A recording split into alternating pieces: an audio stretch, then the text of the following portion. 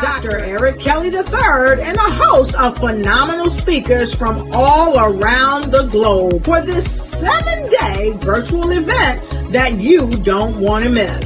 The mission of the Black Business Expo is to raise scholarship money from kids all the way from high school all the way from college. The Black Business Olympics is one of the largest Black business showcases in the world. It is an opportunity for businesses and companies to showcase their businesses globally. We are going to be giving away laptops up to $5,000 away to students. Again, I'm Olivia Appleberry, the founder of 2 Cents Finance and one of the speakers for the expo. I am so excited to see you there. For more info, go to www.blackbusinessexpousa.com or call 919-308-9090 and hope to see you there. I am Black Business. From the moment I wake until the time I sleep. Yes, I am Black Business. I am Black Business. Tell me, are you Black Business? I am Black Business. Do you support Black businesses? Listen, I support Black business because I am Black Business. Black Business Expo, one of the largest business showcases in the history of Black business in the world. The world! Sign up today at www.blackbusinessexpousa.com or call 919-308-9090. I am Black Business. I am Black Business. From the moment I wake until the time I sleep, I am Black Business. I am Black Business. Are you Black Business? I am Black Business. Do you support Black businesses? I support Black business because I am Black Business. Black Business Expo, one of the largest business showcases in the history of Black America in North Carolina. Join Dr. Eric Kelly III and a host of phenomenal speakers from all around the globe for this 7-day virtual event that you don't want to miss. The mission of the Black Business Expo is to raise scholarship money from kids all the way from high school all the way from college. The Black Business Olympics is one of the largest Black business showcases in the world. It is an opportunity for businesses and companies to showcase their businesses globally. We are going to be giving away laptops up to $5,000 away to students.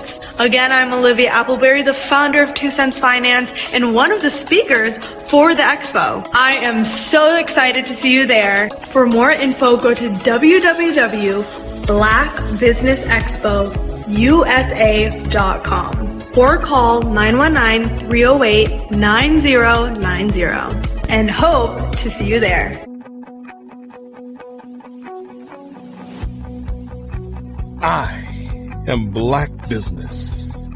From the moment I wake until the time I sleep. Yes, I am Black Business.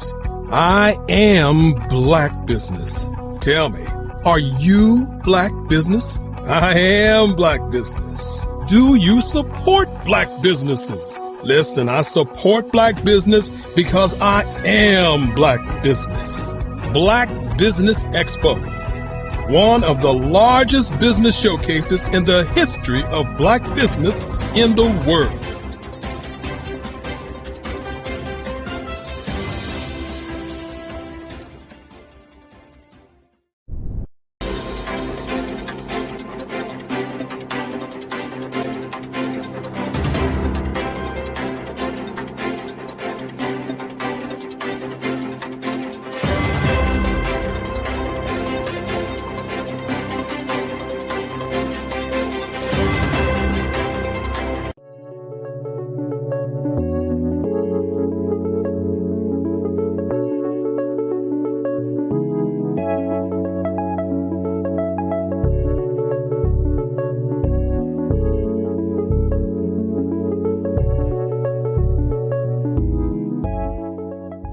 passion has been around helping communities of color and historically underrepresented and underserved communities, minority, rural, veterans, persons who are differently abled, in the intersection of education, innovation, technology, industry, and let's throw some entrepreneurship in there just for fun.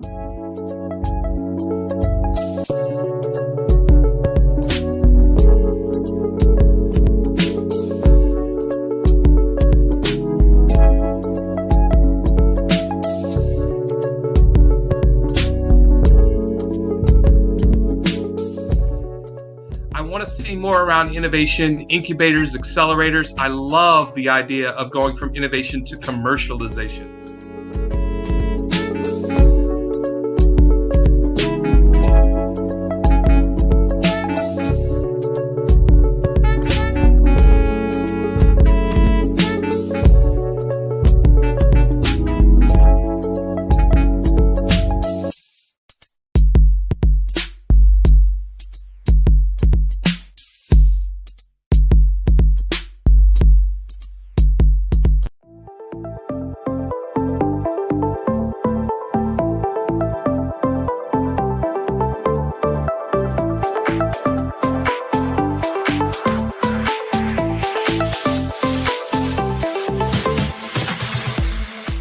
You need to be messaging and communicating to a lot more folks and getting them committed to you as a brand and feeling that you are trustworthy, as a subject matter expert, and for their needs and their pain points. That says, look, here are my pain points. Here's the problem that I have that I don't want, or the benefit that I want that I don't have.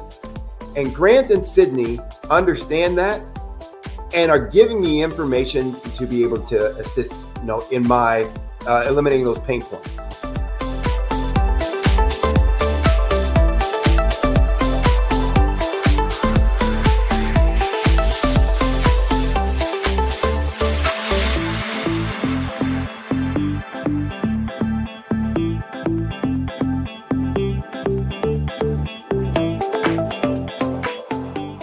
You're going to get a lot out of this workshop. We're going to show you ways that you can begin to look at this particular problem, that you can apply different formulas, techniques, and skills. They're going to get you to that next level. And then you'll understand the value that we're bringing.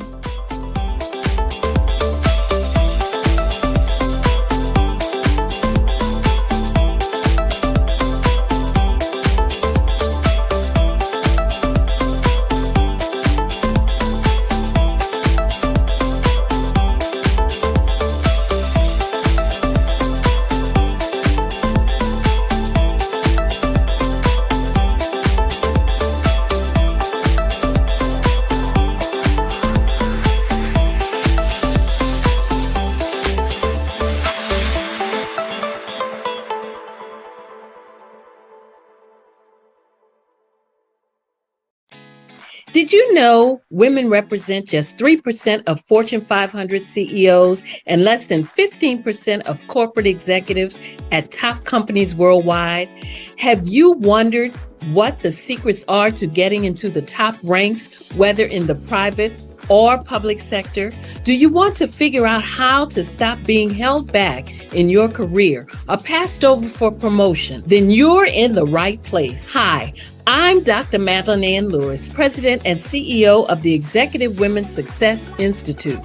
I have decades of experience in the military, the federal government, and corporate America, and my mission is to help women succeed and tap into their full potential. I want to reach 1 million+ women around the world to become the leaders they are meant to be. So if you want to move into a management or executive level position, or maybe you are a female veteran transitioning out of the military into business entrepreneurship, then reach out to the Executive Women's Success Institute at 301-693-3284. Let us get you on the fast track to success.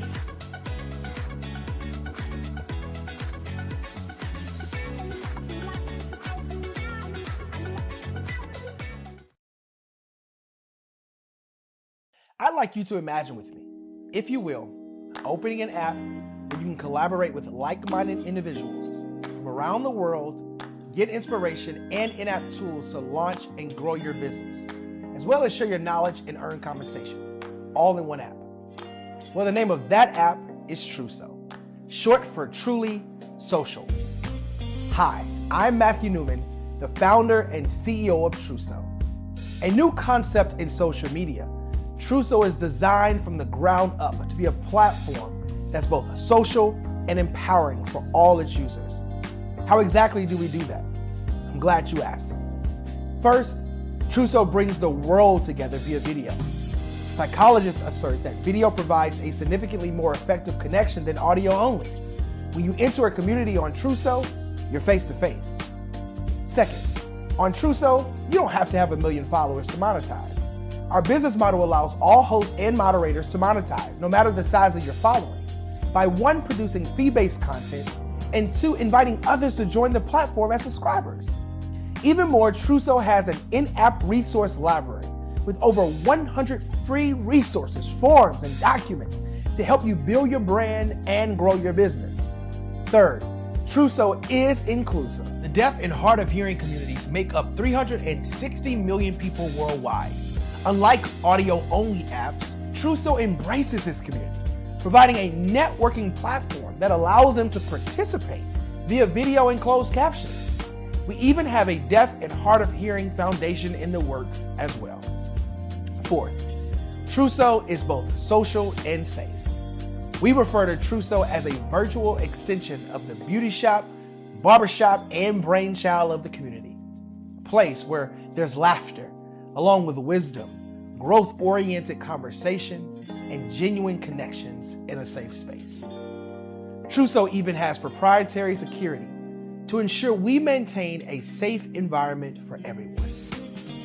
Where are we at now? Truso is live, y'all. We've launched in beta and we're acquiring users daily.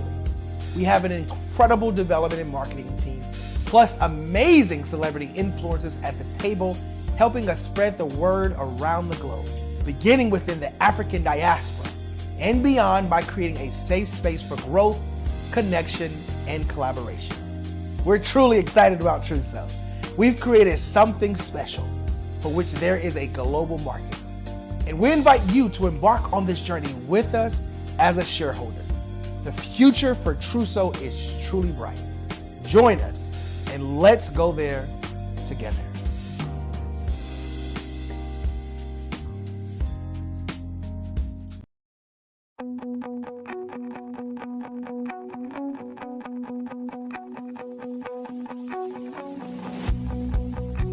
I am Black Business. From the moment I wake until the time I sleep. Yes, I am Black Business.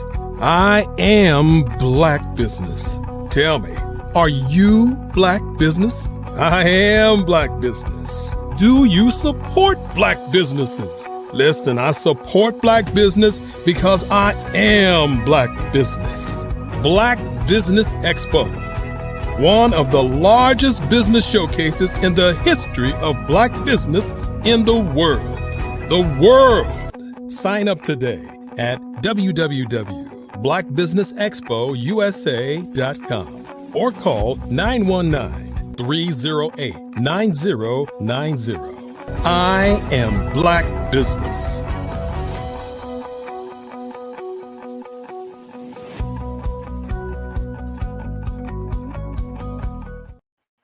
Good afternoon, business owners, entrepreneurs, thought leaders, and corporations. Welcome to the Black Business Network. My name is Grant McGaw, CEO of 5-Star BDM and host of the Follow the Brand podcast and TV series. I am your business moderator for this afternoon on the Black Business Network. The Black Business Network is a 24-hour business network showcasing Black businesses, business owners, entrepreneurs, and thought leaders worldwide. We have speakers from North Carolina, London, Singapore, Africa, Japan, and cities all over the United States. The Black Business Network is a global community sharing its business knowledge to empower, inspire, and educate businesses about business. I am honored to introduce Mr. Gary Thompson, a distinguished figure in the realms of real estate development and investment. Mr. Thompson's journey began with a deep-seated passion for corporate law, leading him to study business law and earn many degrees in marketing, project management, and a master's in international business. He has also attended Cambridge University, Rice University, and the American University of Peace Studies with a career spanning over 15 years in real estate investment. Mr. Thompson is a visionary founder of Global Capital Incorporated, a company dedicated to offering services in corporate and personal debt and wealth management, with future ambitions in asset management and private equity investments. Mr. Thompson is a fervent believer in the power of small businesses, particularly those in innovative technology, agro-processing, and digital communication to drive economic transformation. An accomplished author, Mr. Thompson has penned several influential books, including Billionaire Codes, Your Destiny is to Prosper, and his latest work, 10X Branding and Marketing Blueprint, Business Success Ecosystems.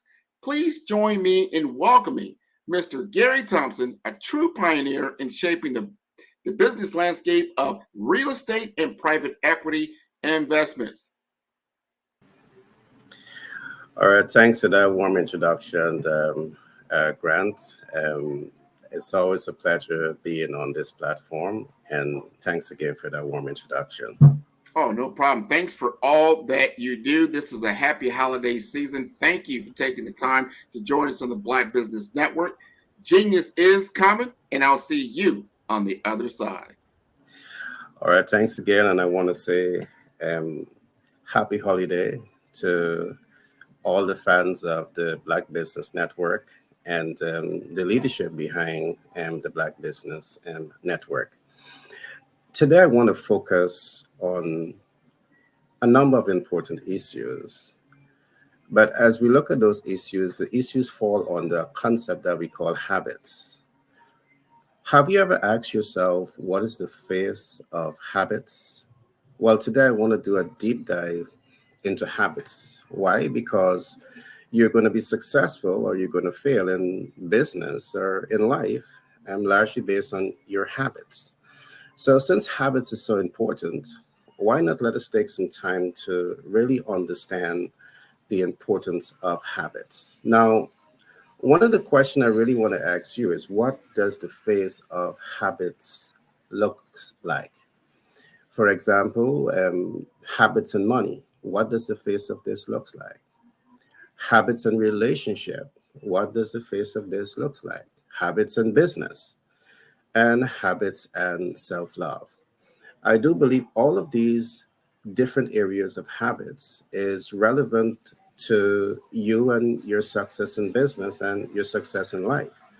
So I will spend some time helping you to understand what the face of habits look like. And I'm trusting that at the end of the day, moving into 2024, you can position yourself to start to take steps to now adopt the right habits that will help to influence the desired results that you want in business or in life. Now let's talk about habits and money. One of the examples that I would want to share, the face of money when we are talking about the habits surrounding money would begin by you asking yourself, how much do you know about money? In the financial world, we talk about debt financing, we talk about equity financing, we talk about creative capital, and we talk about hard money lending, just to name a few.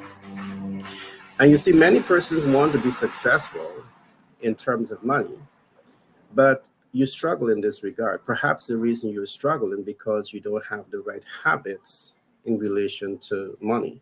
So it's important for you to take the time to learn the ecosystem of finance. And part of that ecosystem of finance is understanding what is debt, equity, credit, creative finance, and hard money lending.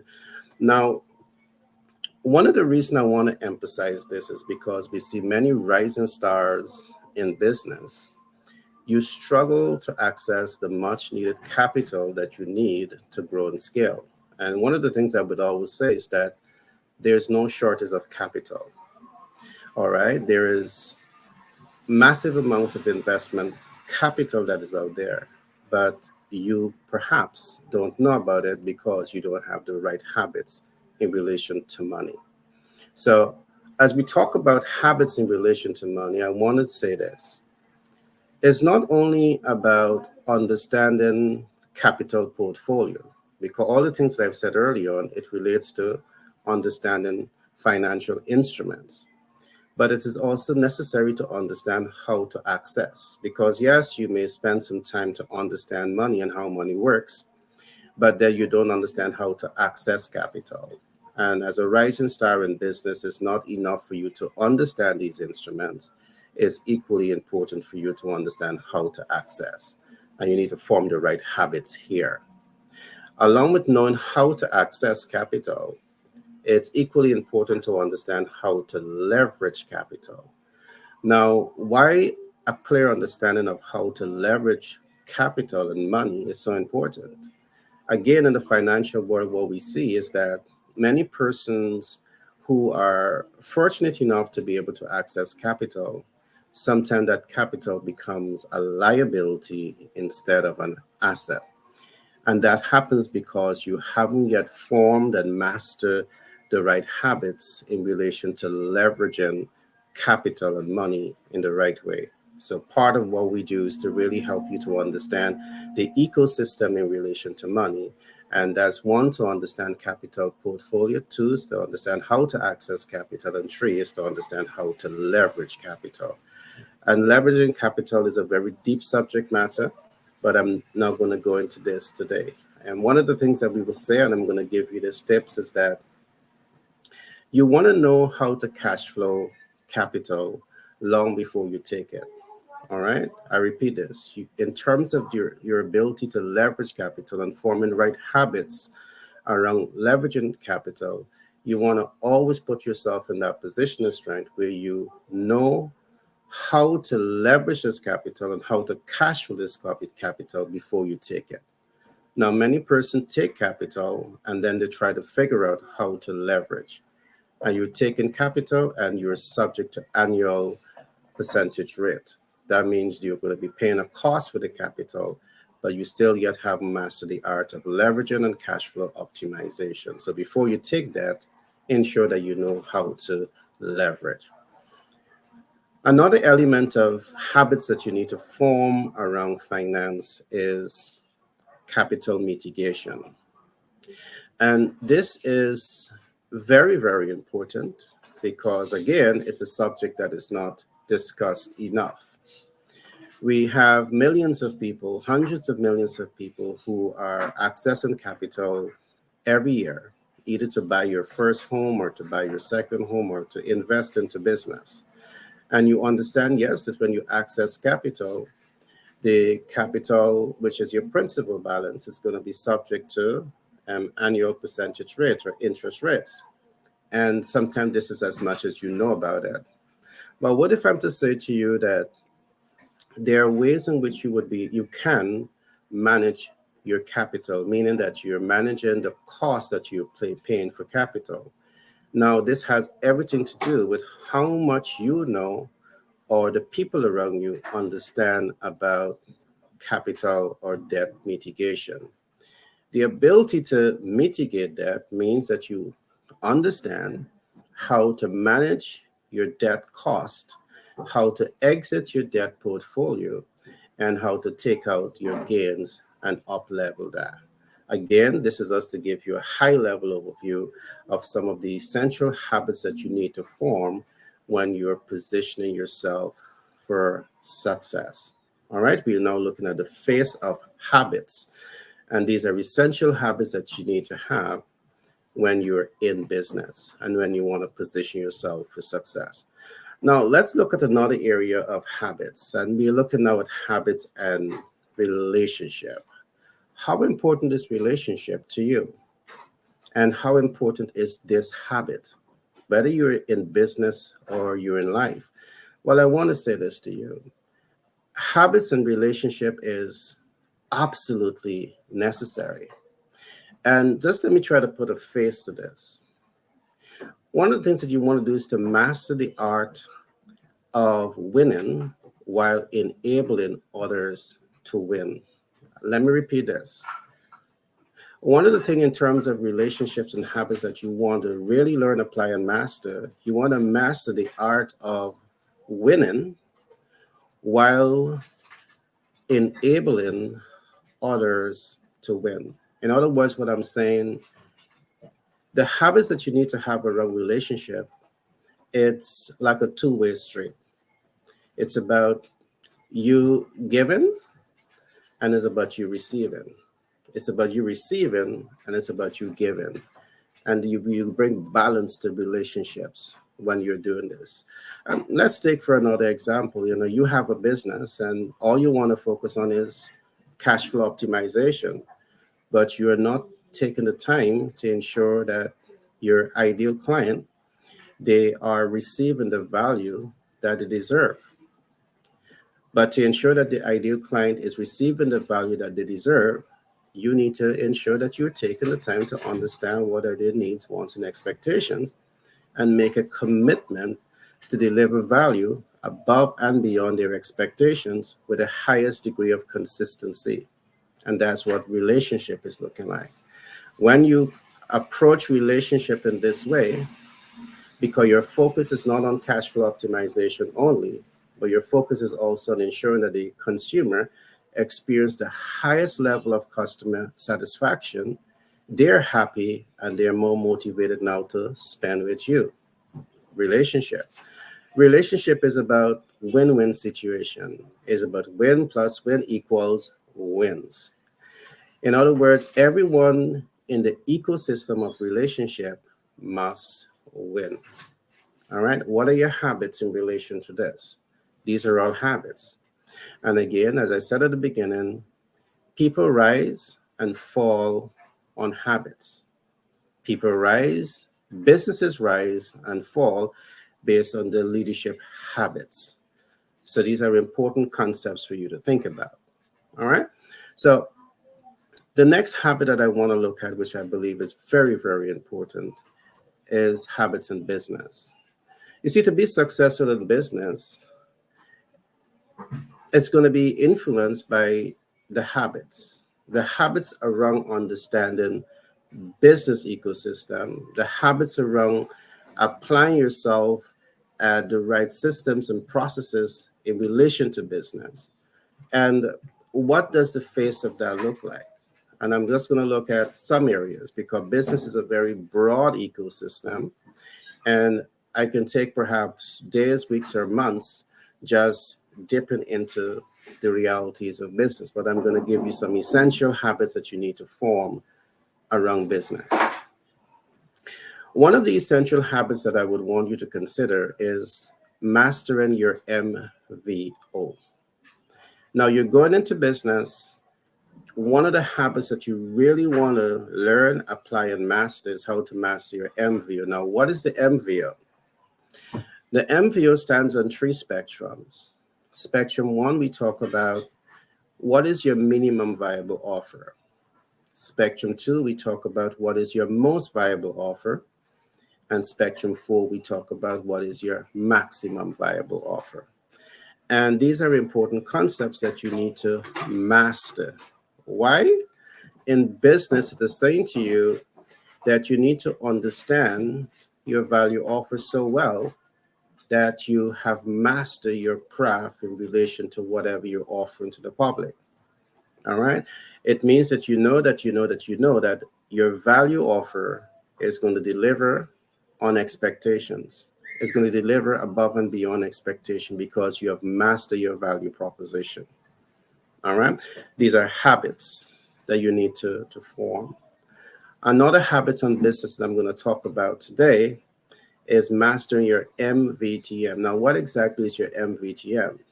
In this case, we are saying you need to master your minimum viable target market, master your most viable target market or your maximum viable target market. Now, let me explain this just a little bit. Any attempt to master your minimum viable target market or most viable target market, it means that you're taking the time to understand your consumers.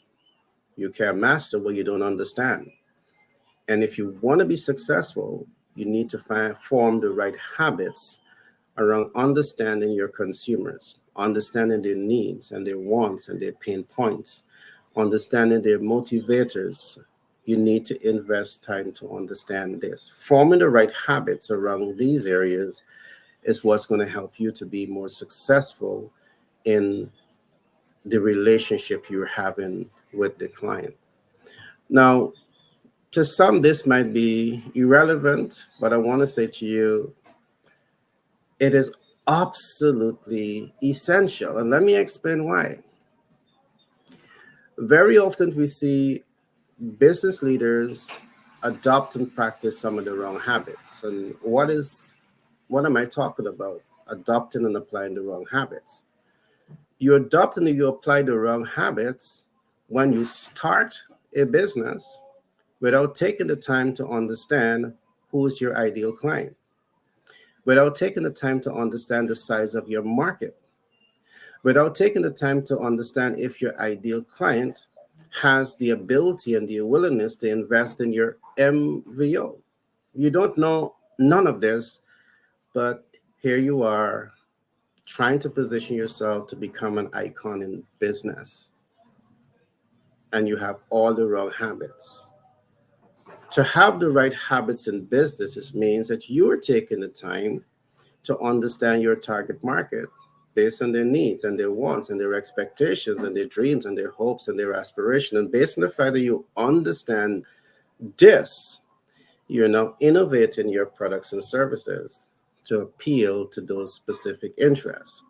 All right. You understand that the ideal client, they also have the ability and the willingness to invest with you. This type of habits may collapse into research. What is your habits in terms of research, in terms of collecting these essential body of knowledge that is informing your business decision process? Right and wrong habits. You need to have the right habits here. Now, once you would have taken the time to build mastery around your value proposition and build mastery around understanding your target market, you want to ensure that these things are perfectly aligned. Because I've seen this. One, I've seen very strong brands enter the market, but largely because the brands are not aligned to the ideal client, a lot of energies are wasted in the marketing and advertising process. You're advertising, but you're not reaching the ideal client. You're not reaching the ideal client because you didn't form the right habits around collecting data, analyzing data, responding to data, and possibly mitigating data in terms of ensuring that you are making impact. You're reaching and you're making impact with the ideal client. Important concepts, important habits for you to form in terms of growing and scaling your business successfully. So when we look at the alignment is saying that you're pausing for a bit and you're studying your value offer against your ideal client, and you're ensuring that they're matching. It's like a puzzle. If the puzzle is wrong, it's not going to fit. If the product that you offered is not relevant to the ideal client, they're not going to respond to it. And this is another reason why you're going to fail, because again, wrong habits. So it's important that you commit the time to really understand the right habits in growing and scaling a business, and that will help you to be successful. The last concept that I'm going to share on habits now relates to mastering your TOPAC, your TPOC. This is a new concept that we have developed. And just before I go into TOPAC, which is targeted performance outcome, I want to say this to the audience. To learn more of what we are talking about here, you can go to one of our websites, which is the bestsellerportal.org. And when you go to the bestsellerportal.org and you go on products, you can go to ebooks, and you will see a number of our books. I have, I think, about 9 books out there right now under the title Master the Sales Communication Process. So you have one book titled Master the Sales Communication Process, but you have 9 volumes of that book. Now, let me get into habits around TOPOC, targeted performance outcome. As you position yourself to become an icon, to become your superstar in business, you want to be certain that you have clear, targeted performance outcome. And targeted performance outcome, again, stands on 4 spectrums. And I'm going to briefly look at them today. If you want to know more, I encourage you to go get the books. One of your targeted performance outcome, and this is what you must ask yourself: how do I want to impact my team? All right, how do I want to impact my team? What habits do you have here? You might want to say, why do I want to impact my team? Well, if you have a business, it's not about me, myself, and I, it's about a team effort. And if you have a demotivated workforce because you haven't developed an impact strategy with your team, guess what's going to happen? Your vision is going to be undermined. So what are the habits looking like in terms of impacting your team? All right. The one that you're most familiar with is, how do you impact your target market? Targeted performance outcome, you must be asking yourself all of this. How am I going to impact my target market? Habits here also. All right. Habits can make you and your business. Habits can break you and your business. What is your habits in terms of impacting the ideal client? And you can't impact what you don't know. You need to spend time to understand that. You need to spend time to understand it and then develop your game plan. All right, there are 2 other areas of impact, and let me quickly just hint on them. How do you want to impact the general public? As a rising star in business, you might want to say, why do I want to impact the public? But let me say this. The public can be one of your biggest cheerleaders, whether or not they're consuming your products or not. They can hear so much about what you're doing. They can trust so much in what you're doing that they now begin to refer others to your area of business. So you have a lot of influential public figures that are now referring others to your business because you have an impact strategy for them. The other way of looking at this, you can build out relationship with celebrity personalities who are giving you celebrity endorsement. What are your habits here?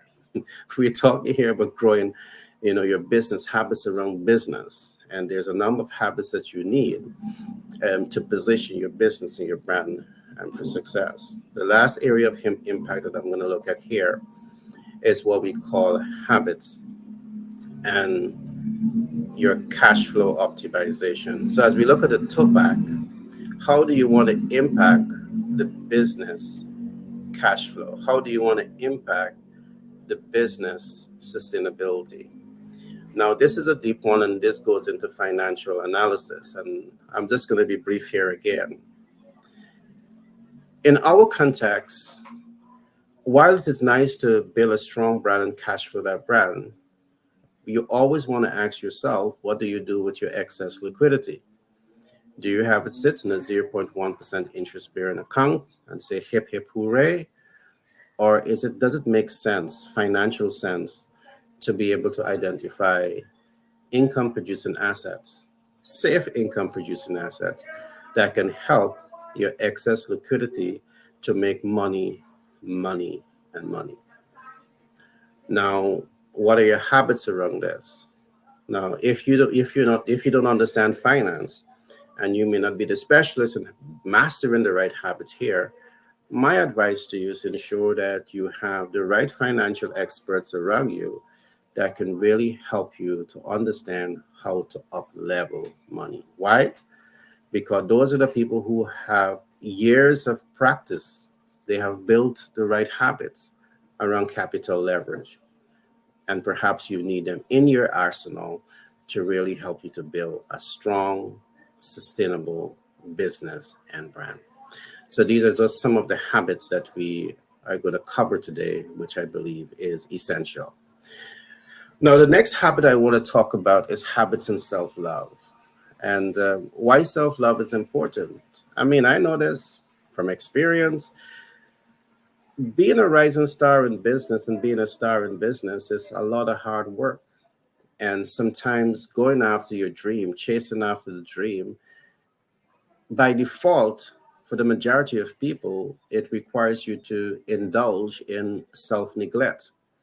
You're so focused on, maximizing and optimizing your corporate vision that very often you just don't focus on your well-being. And that is neglect. That is neglect because you now don't have the right habits around self-love. And it is something that I want to talk about a little bit on this platform, because you need to pause a bit and recognize the importance of honoring you, recognize the importance of nurturing you, recognize the importance of, finding time for you. It's good for your mental health and physical health and all of that. Now, let's just go into this a little bit, just a little bit more, because I want to put a face to what habits and self-love is all about. In our context, one of the things that you want to develop here in terms of habits is to master your sense of self and self-awareness. And why is this important? And just let me explain this just a little bit. I could recall many years ago, I wrote a book titled Self-Application Mastery. And the key focus of that book was really to help people to understand how to apply themselves to achieve the highest degree of success. Yes, it's hard work.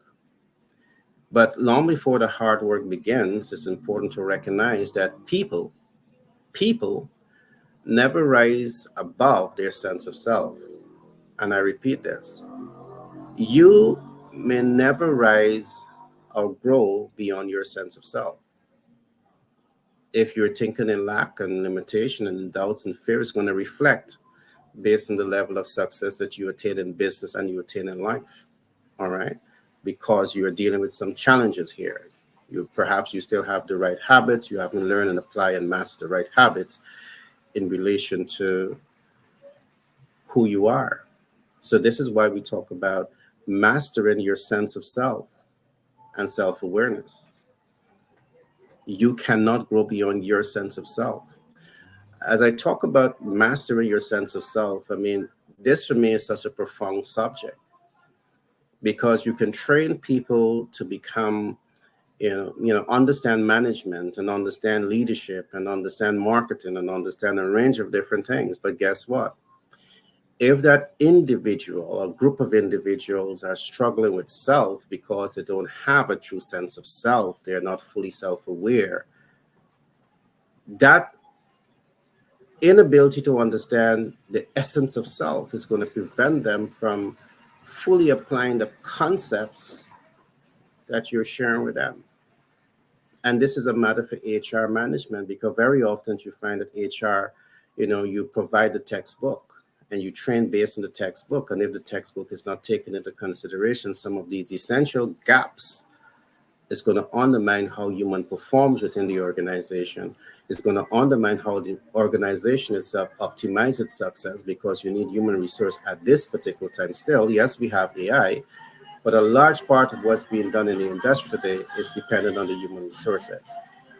So what we're saying is important to really help the individual to form the right habits so they can master their sense of self and their sense of awareness. All right. This is much deep, because this will move you now into a concept that we call the self-image theory, which look at the ideal self, looking glass self, self-image, and the real self. Again, I'm not going to go into this today.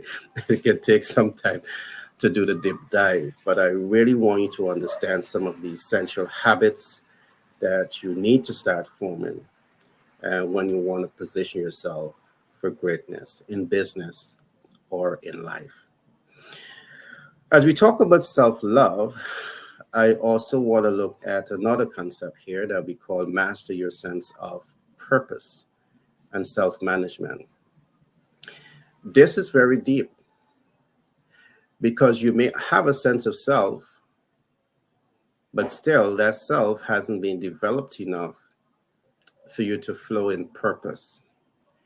And one of the things that I always say, when we give ourselves in service and lose ourselves in service, it is one of the fastest ways to find purpose and self-fulfillment in life. And this is something that you need to do. Master your sense of purpose. All right? You find that in service. Find something that you truly love and enjoy and is excited about, and give service in those areas. All right? It may have a dollar value to it. All right? But just do it. And we talk now about self-management. Very often, many persons get into what we call the blame game. When you learn how to manage yourself, you learn to take responsibility for your actions and your inactions. I repeat, to step back and step away from the blame game, it's about your habits. And one of the habits you want to do is to learn how to master yourself in business or in life. All right, it is essential. And when you learn this concept, these concepts and these principles, it allows you to take better control over the management of your life and the level of success that you achieve, because you take ownership for your actions and your inactions. The last concept that I'm going to look at here in terms of habits and self-love, I'm going to look at mastering your sense of direction and empathy. And what exactly is mastering your sense of direction and empathy? What is this all about? What does this habit looks like? Very often, many persons live life and you go through life. Many persons starts a business and you allow that business to go into a free fall. All right. Why I say a free fall? Because very often it's like a runaway train. You set clear goals of what you want to accomplish, but guess what? You set goals. This is your financial targets that you've set for yourself. But year after year, you are not attaining that financial target. Why? Because you are not fully managing that process. So mastering your sense of direction, it means that you know where you want to go, why you want to go there, and how to get there. Another picture here is to see that you are the captain of your ship. And on one side, you have two captains at sea. One captain, he has a complete set of data that is giving him direction as to how to navigate the sea. So he can move from one location to the next location in safety and comfort and happiness and joy and excitement, because he have the data to guide him there, to navigate that process. So he has a clear sense of direction. He knows where he wants to go, why he wants to get there, and how to get there. On the other hand, you have another captain, and he's just assumed the position of being a captain. And guess what? He just decided to captain that ship with no experience, no knowledge, no know-how. What do you think is going to happen to that ship? It's going to go all over the place. Wherever the ebb and flow of the sea go, the ship is going to go with it. So having a sense of direction, it means that you're taking ownership of your business. You're taking ownership of your life. And you're saying to yourself, this is where we are going. This is why we're going here. And this is how we're going to get there. What are your habits around these things? You need to ensure that you have the right healthy habits that is going to pay you and the collective the dividends that you need to feel successful. All right. So I trust that so far you are enjoying my little talk on the face of habits. All right. If you want to be successful in business and in life, you need to have the right habits. Now, habits make it a man. All right. Habits make it the man. You rise and you fall on habits. All right. Now, habits pushes you forward, but habits also pulls you back. And habits can also keep you stagnant. And you need to make a conscious decision which one of these habits you are adopting and which one of these habits is being reflected in your life. Are you adopting habits that are pushing you forward, or are you adopting habits that are pulling you back? On the other side, are you adopting habits that is keeping you stagnant? It's important for you to ask yourself these questions, because habits functions and operates on three spectrums. The right habits can push you forward, and there is where you want to go. You want to move forward in your business. Every year you want to grow and you want to expand. But what is the face of habits? I've just discussed some of them.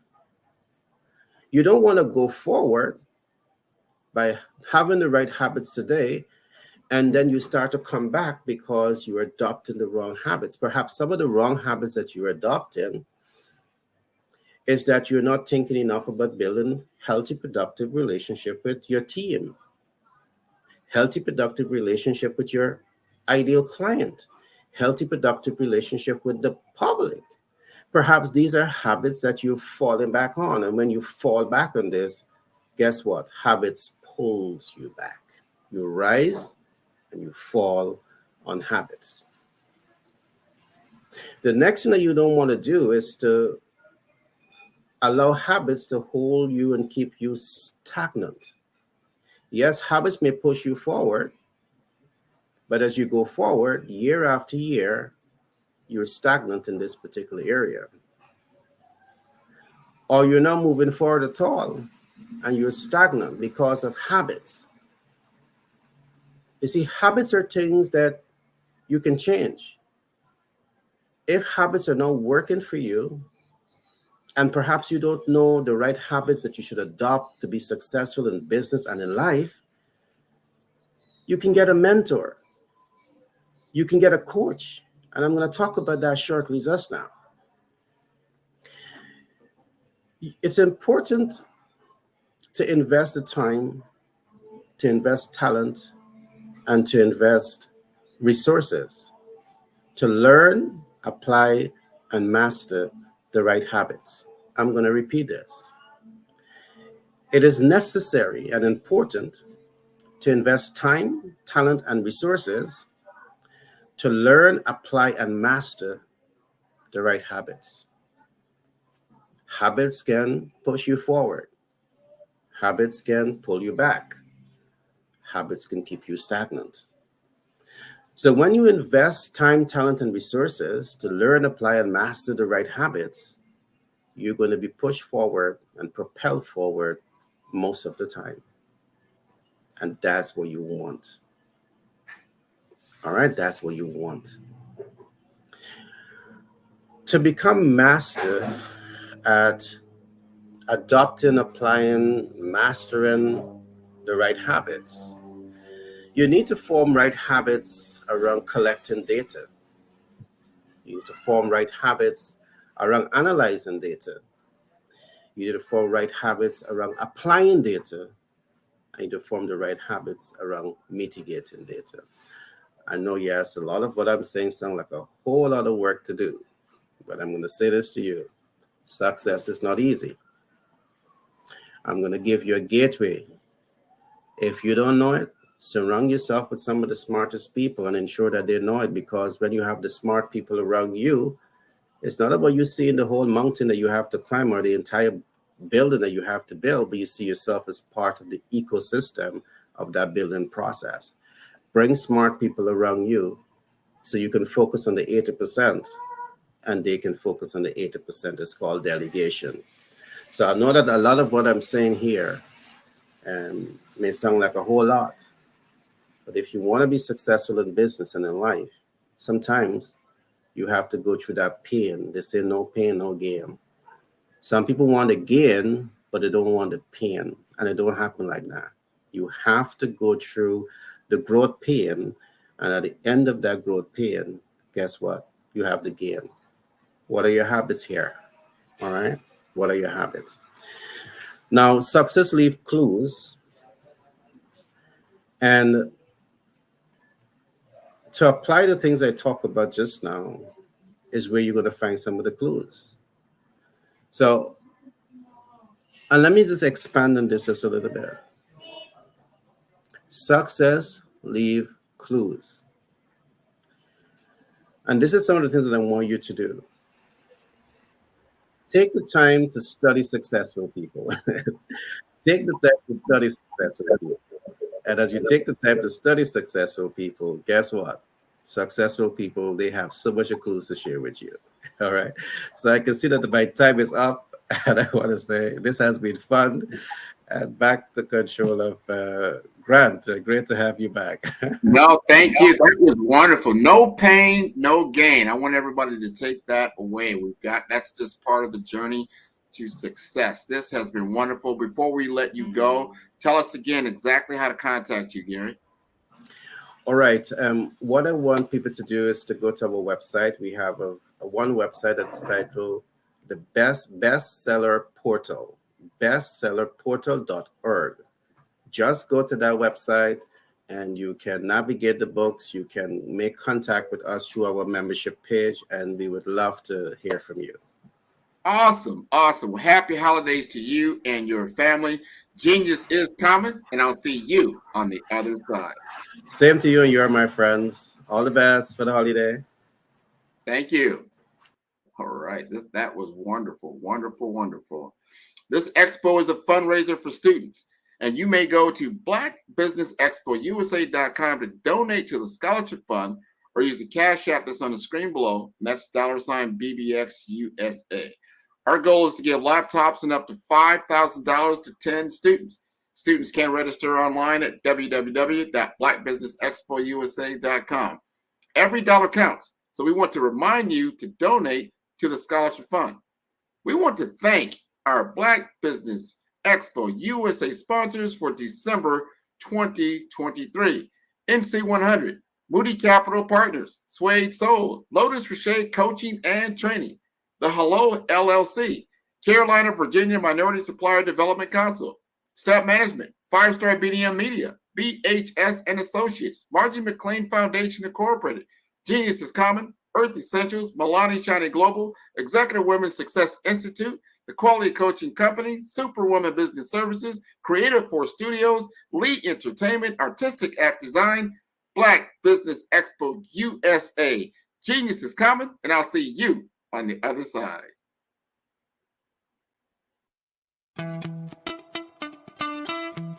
How many times have you been asked to help someone you didn't even know, a student, a business entrepreneur, or did you ever even ask, where did they end up? That business, that friend, that entrepreneur. Well, just maybe they ended up in a gang, bankrupt, homeless, or worse, dead. Maybe they turned to crime, drugs, and alcohol. Did you ever wonder?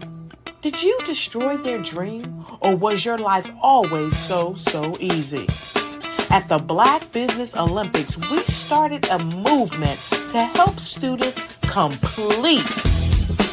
Give them hope and foster success. Help them to leave their dreams of providing laptops, computers, and up to $5,000 in scholarship funds. Today, we ask you to help a student, a business owner, or an entrepreneur to realize their dream by sponsoring them, supporting them, and buying from them. Consider this. With $1.6 trillion in our Black community, we only ask for a small donation for our students, our businesses, and our entrepreneurs. And you can change a life today. So I ask you, what are you going to do? Sit on the sideline and watch our students in high school be leaders, miss out on their dream from lack of resources? Or are you going to donate to the movement and change their future and yours as well? Give us a call today at 919-308-9090. Change their life by investing with action to the Black Business Olympic Fund. The Black Business Olympics, one of the largest business showcases of Black business in the history of the world.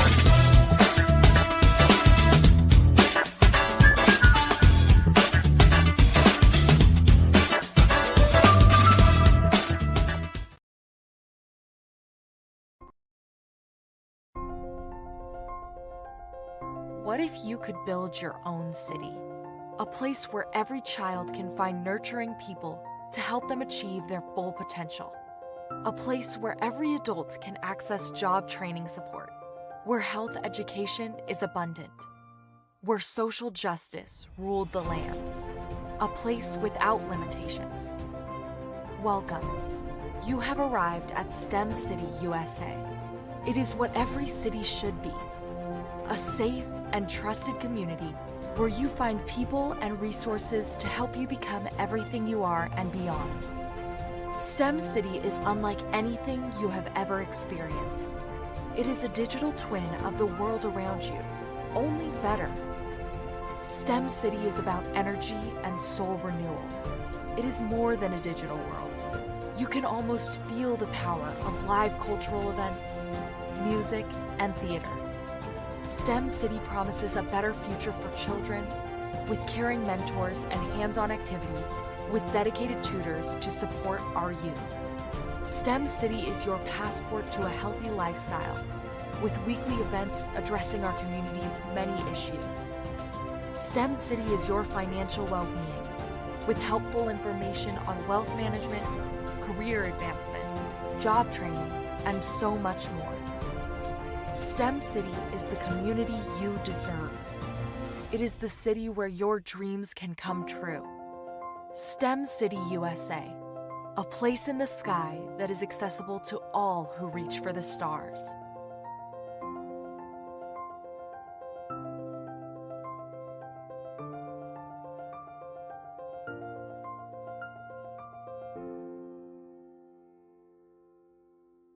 Five-Star BDM, Brand Development Masters, is a professional consulting and advisory group keenly focused on business development services for the small to mid-sized business and entrepreneurs. Although every business is unique, they often share business development challenges that can be addressed through smart branding.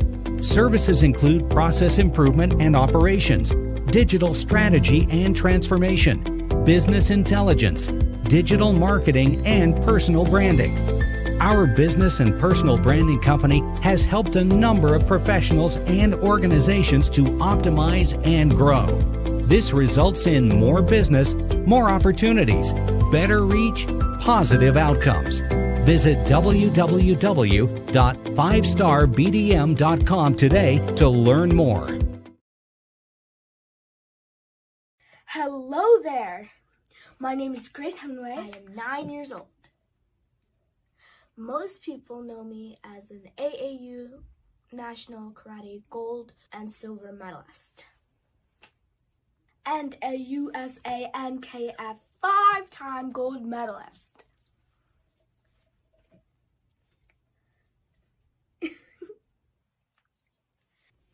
Most people know that I am Miss Shrewsbury and also a member of the student council.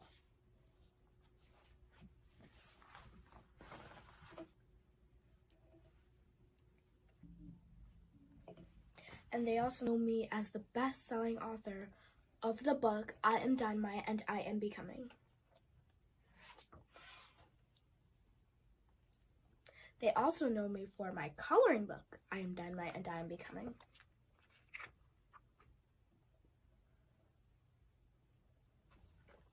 But what you or anyone else don't know about me is that 2 years ago, 2019, May 23rd, 2019, I had nearly drowned. But by the grace of the Lord, I am still alive and I'm very happy and pleased.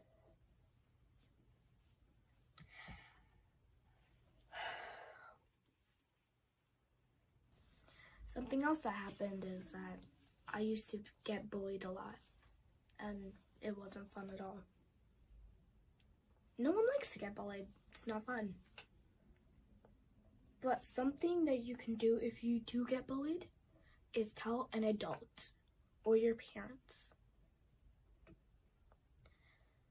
And always stay calm and always believe in yourself, because you don't know how many opportunities are coming your way. Genius is coming.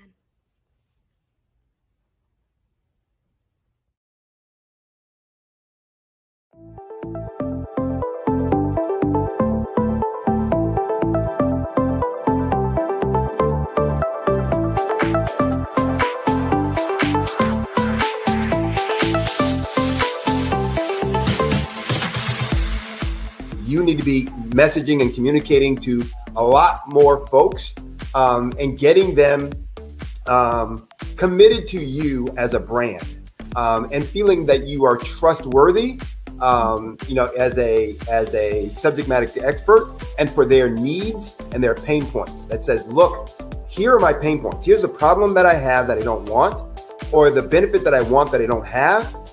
And Grant and Sydney understand that and are giving me information to be able to assist, in my eliminating those pain points.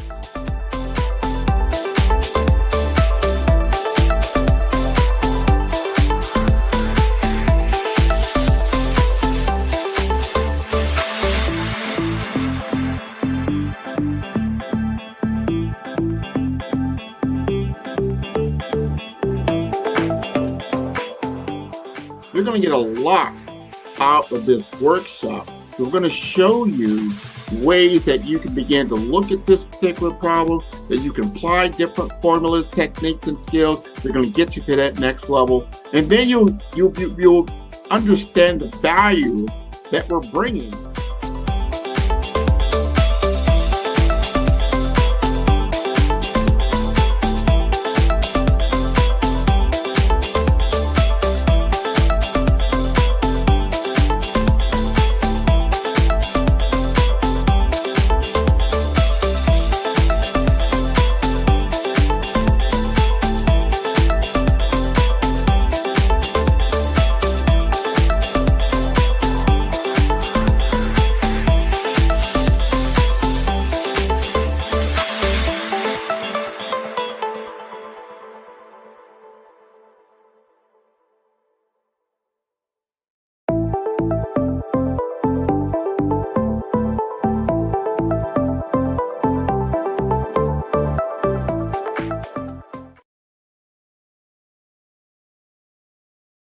I'm Kennedy Harris. My genius is being an entrepreneur. I'm the CEO of K-Lock, a company where I develop my very own line of kids supplements. I currently market my multivitamin for kids to help combat weak immunity. During the pandemic, research has shown that having a strong immune system is key to fighting off disease. My vitamins are for kids, but adults can benefit from them as well. I'm adding a proprietary blend to my supplement line. I want to create my own blend so that I have a competitive edge in the marketplace. Staying healthy is important to me so that we live longer and have healthier lives. My website is klockproducts.com. That is K-L-O-C-K. Genius is common.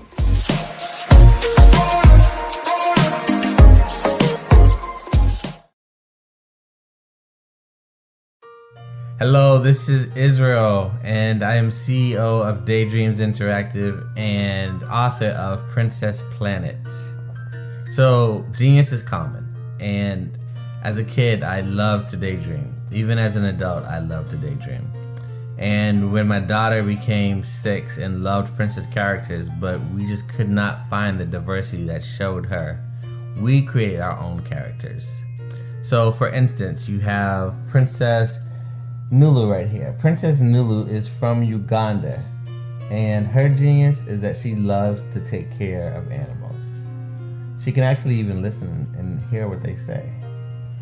And then we have Princess Isabella right here. Princess Isabella, she's from Cuba, and her genius is biochemistry. One day she hopes to eliminate disease. Then we have Princess Nia right here, and Princess Nia is based off of my daughter, and she wants to be the greatest dancer alive. So that's her genius. So what's your genius? My genius is my imagination. Genius is common.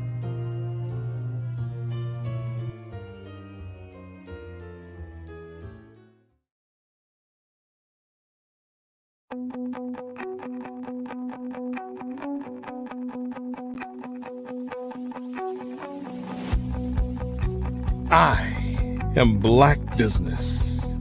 From the moment I wake until the time I sleep. Yes, I am Black Business.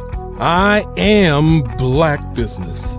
Tell me, are you Black Business? I am Black Business. Do you support Black businesses? Listen, I support Black business because I am Black Business. Black Business Expo, one of the largest business showcases in the history of Black business in the world. The world! Sign up today at www.blackbusinessexpousa.com or call 919-308-9090. I am Black Business.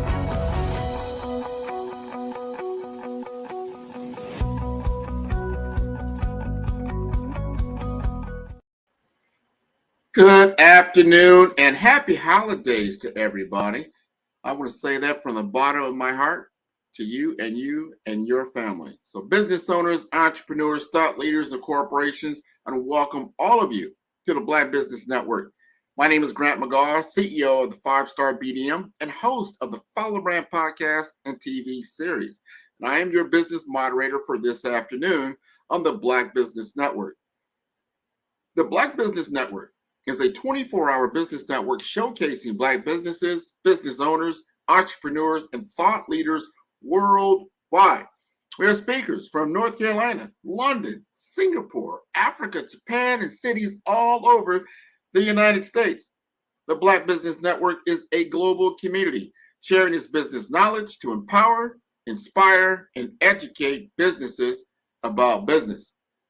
It is my privilege to introduce Felicia Ward, a luminary in the world of marketing communications and a strategic force among Fortune 100 circles. As a member of Fortune BLK and the esteemed board president of HR4U Incorporated, Ms. Ward has not only etched her name in the corporate world, but has also as an Amazon best-selling author with her insightful book on how to break the glass ceiling and keep it nice. Boasting over 35 years of experience, Felicia Ward is a revered senior advisor, spokesperson, and consultant.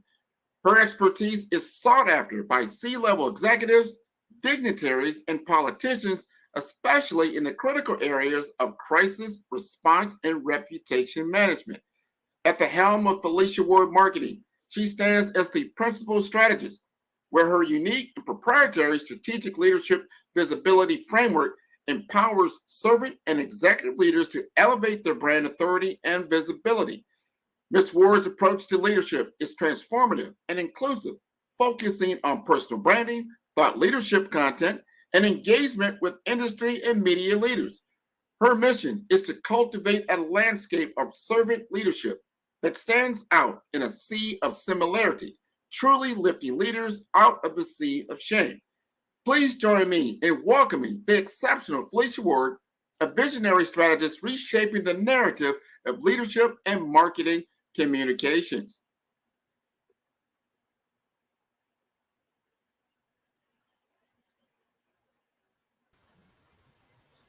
And there she is. Hi, Grant. How are you? I am fine. How are you? I'm well. I'm so impressed with your credentials and what you've been able to accomplish in your career. This is wonderful. Oh, thank you. I'm honored to be here today.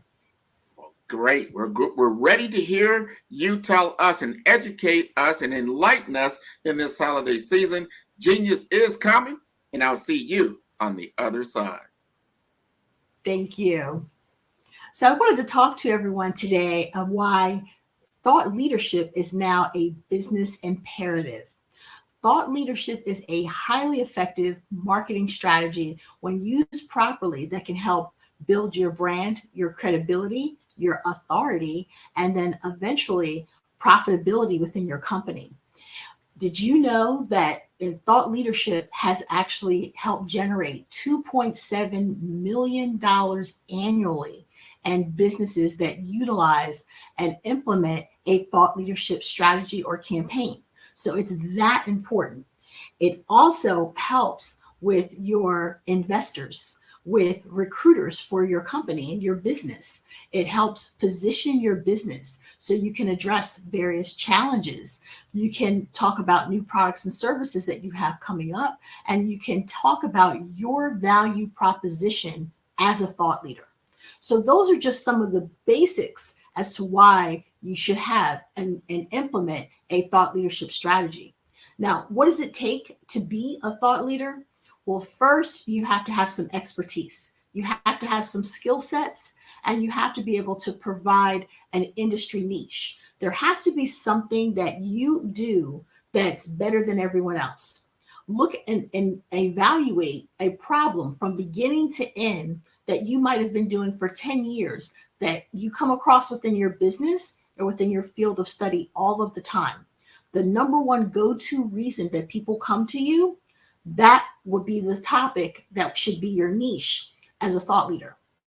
And then you want to stay abreast of that topic, always knowing what's going on within best practices, what's happening within trends, and what's happening with industry regulation. So having that expertise, you bring that value. The second thing that a thought leader has is they provide insights. People pay for insights because they want to know your opinion on things. Everybody wants to know what Steve Jobs is going to say next when he was, in charge of Microsoft and Apple. You want to be able to look at someone that is bringing insights that are going to be game changers. Are you providing a perspective that is fresh and new? Are you going up against the status quo? Are you going to be doing things a different way? Or have you nailed down best practice that you've gotten to the point where it's a win, a repeatable process of wins? That's the type of insights that you want to be able to bring. And then perspective.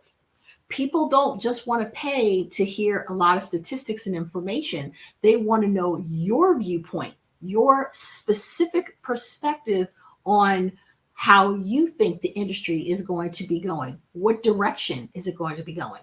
Which means you need to have vision.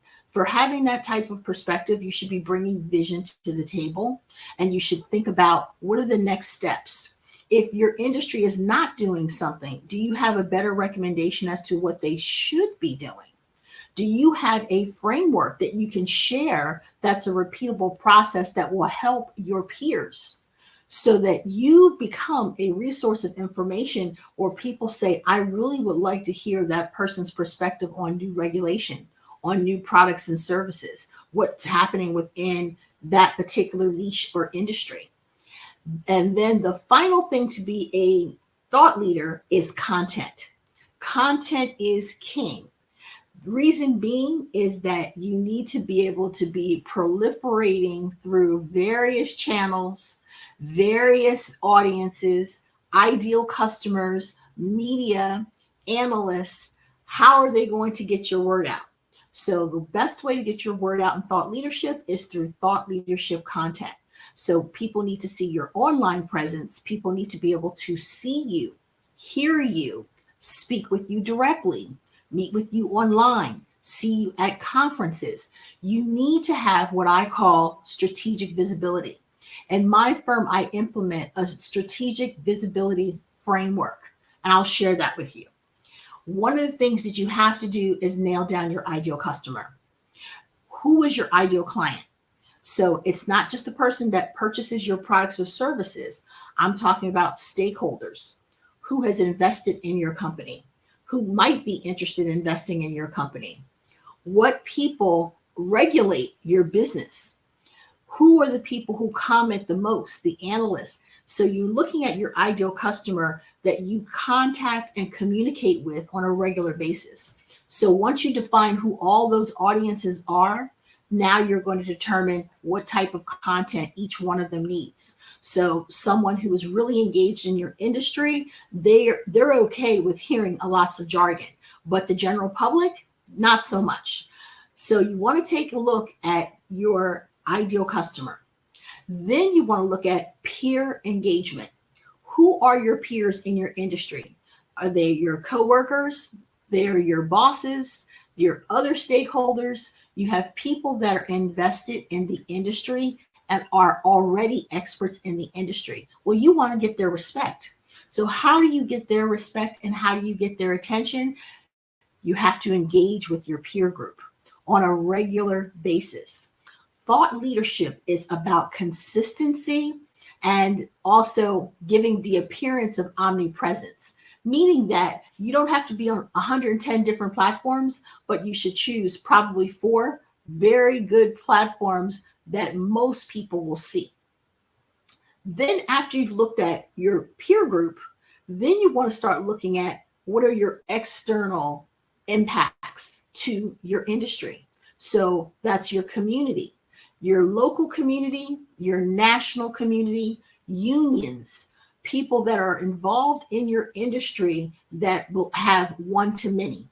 So when you're looking at that as a thought leader, how are you going to address them? Are you going and attending conferences? Are you making sure that you're doing peer engagement roundtable discussions where you can discuss things intellectually with your peers or higher, talking about problems and things that are coming up or different ways to do something? That discussion has to be had, and you have to have content for that. You have to let people know you're going to be participating. You have to have discussions that you want to have, talking points that you want to have.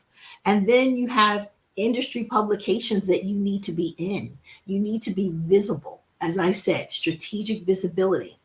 What publications are your stakeholders reading? Where are your customers? Where are they? Where are your employees? Where are your investors? Where are your potential strategic partners? Collaborations. You find out where those people are, and then you have to decide what type of content and what is going to be your primary focus and speaking with them. What are going to be the goals and the objectives? And when you look at those goals and objectives, you're able to determine what kind of messaging you want to provide as part of your thought leadership. And most importantly, you want to make sure that your thought leadership is in direct alignment with your business.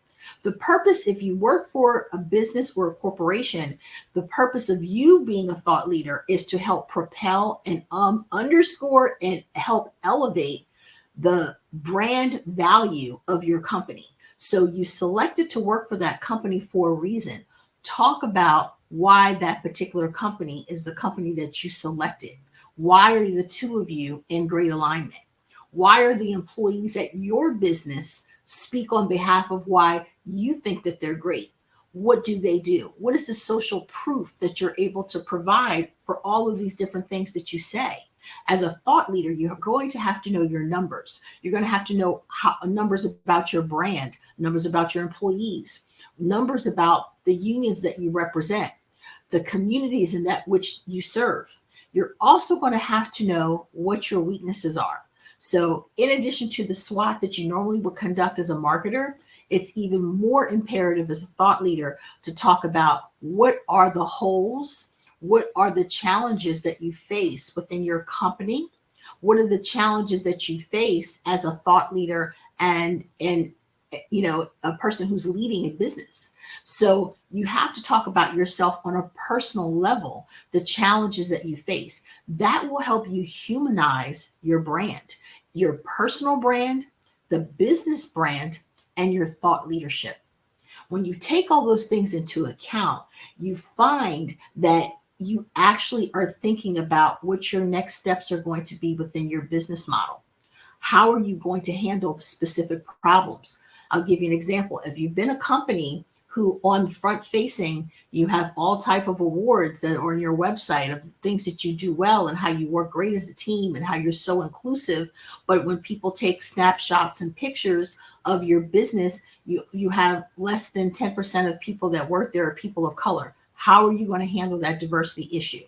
So if you were here before the diversity issue, you have to take ownership. So as a thought leader, you're going to have to do a mea culpa from time to time and say, you know what, we handle things incorrectly, but after greater assessment and being open to different discussions and engagement with your stakeholders, you're going to come and devise a new plan of action. That is very important as a thought leader, to be able to course correct publicly, not always privately. It's because you have to be able to show that you are human and that you're agile and you're ready to make a change when a change is actually needed. It's part of being a leader. So if people don't do well on your team, you're ultimately taking the hit and taking responsibility and accountability. Taking accountability is a big part of being a thought leader. The other part of being a thought leader, when we talk about your content, you have to wonder, sometimes haven't you ever discovered someone that you never really knew about in thought leadership? You might have been on YouTube and you start seeing some content and you start watching video after video of a person. Then you might be reading a book and all of a sudden there's a book about that person. Then you turn on the television and the person is being a guest on that show. I call that the rabbit hole syndrome. It is very strategically done by people who are communications consultants like myself and Grant, who plan out how people are going to discover you. So your discoverability has to be very high to be a thought leader. And what you have to create is what I call the rabbit hole syndrome, that the average person has to have, statistics show, 7 hours of content in order to be a thought leader. So people, if they discover you, that you need to have a variety of content that is branded content, so that you might be on YouTube, you might have a book, you might have a course, you might have merchandising, you might be part of a cause, you might be part of a forum. All these different forms of content should be enough content that I find out more about you, which eventually will make me go back to Google and say, who is this person? And when I Google the person, I'm going to find what? A library of branded content. That is very important as part of the thought leader. So when you see executive leadership and they're standing on their own, they're not standing up there on their own. We have planned exactly how this is going to go down, exactly who is going to see what content and when.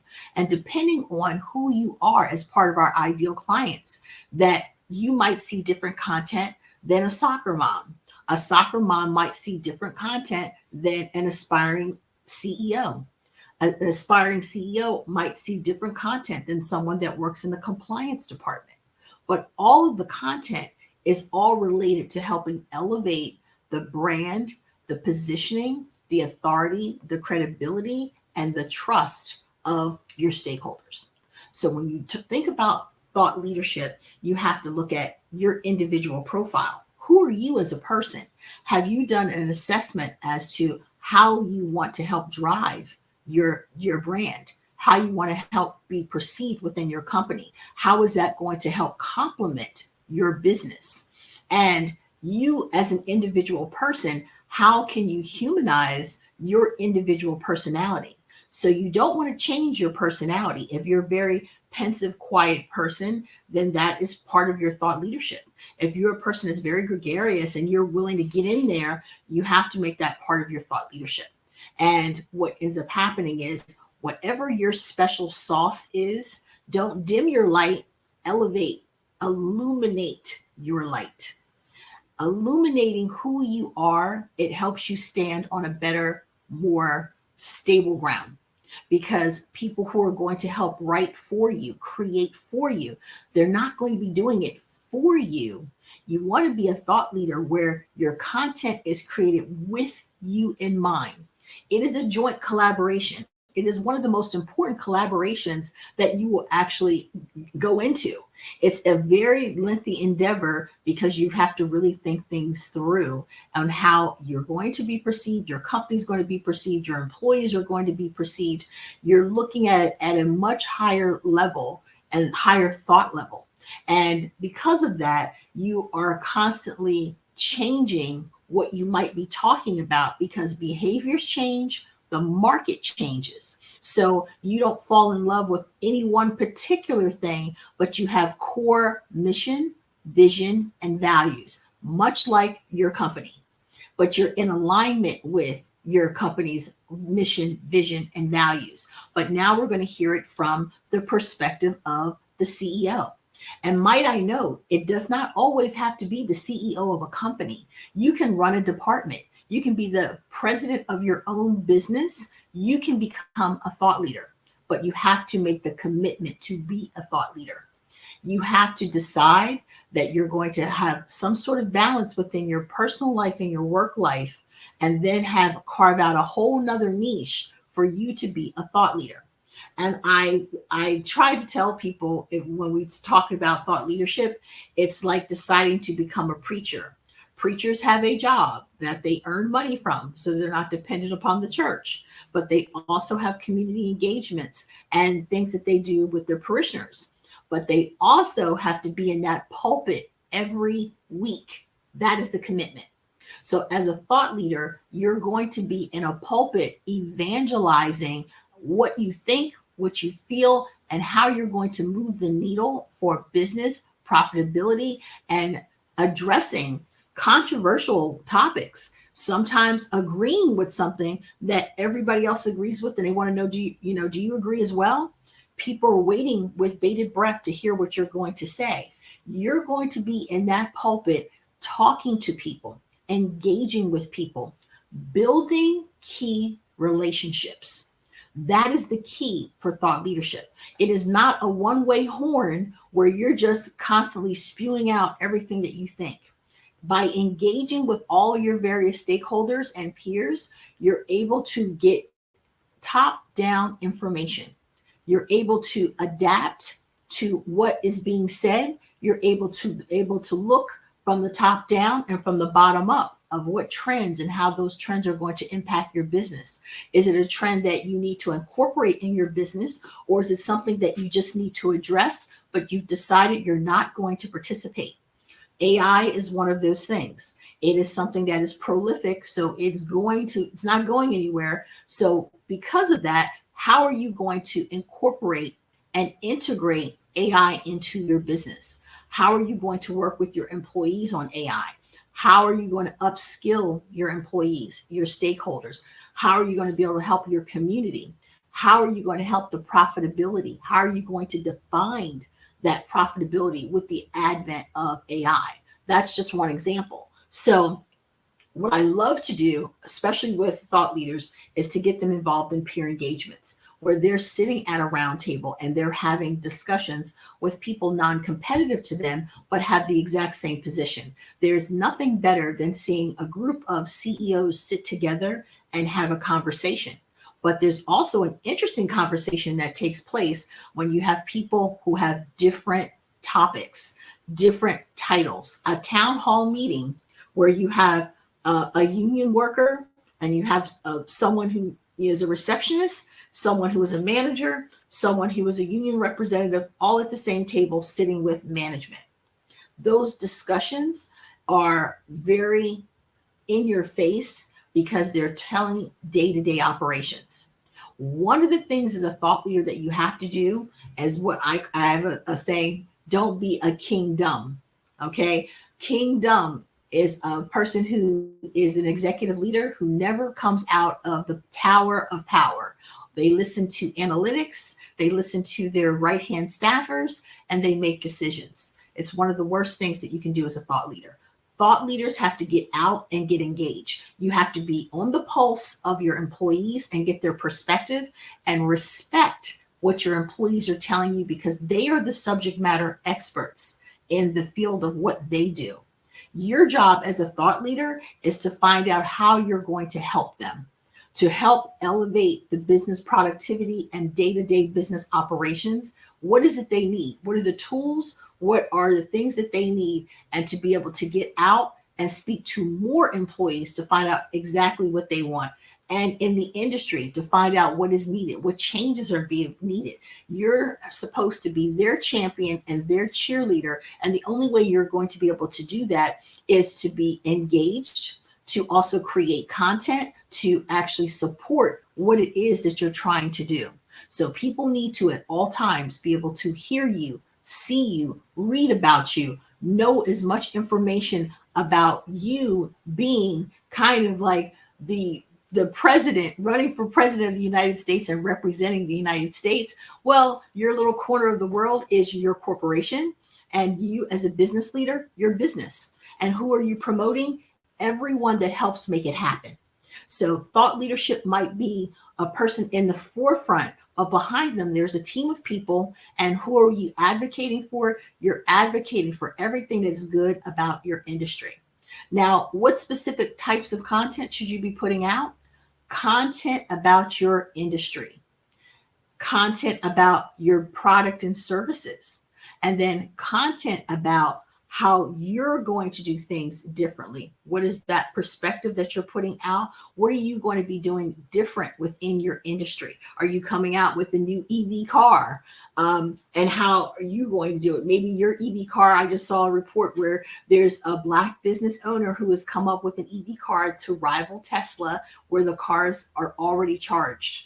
They charge themselves, and they're able to take a vehicle that is a gasoline vehicle and be able to convert that to an EV vehicle utilizing their tools.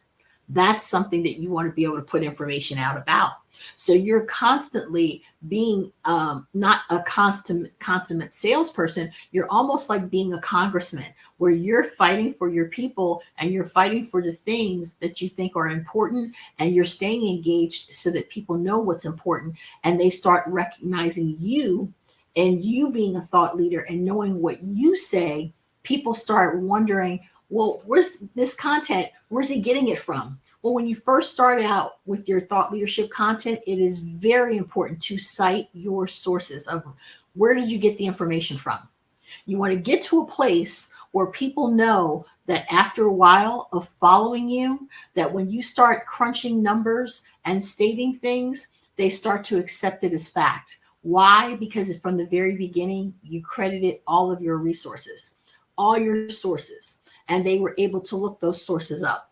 And after you have gained a certain amount of credibility, and that credibility comes from building trust within the audiences that you're engaged with, after a while, you no longer have to cite the sources because you get known as the person who always brings data-driven information.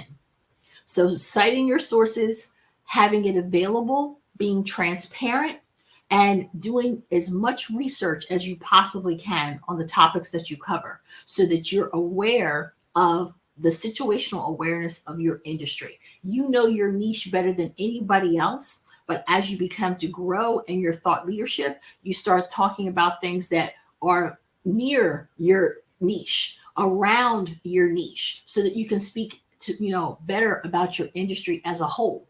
And your individual niche within your industry is your core, but you start to learn from other people that you're engaging with that there are other things coming down the pike.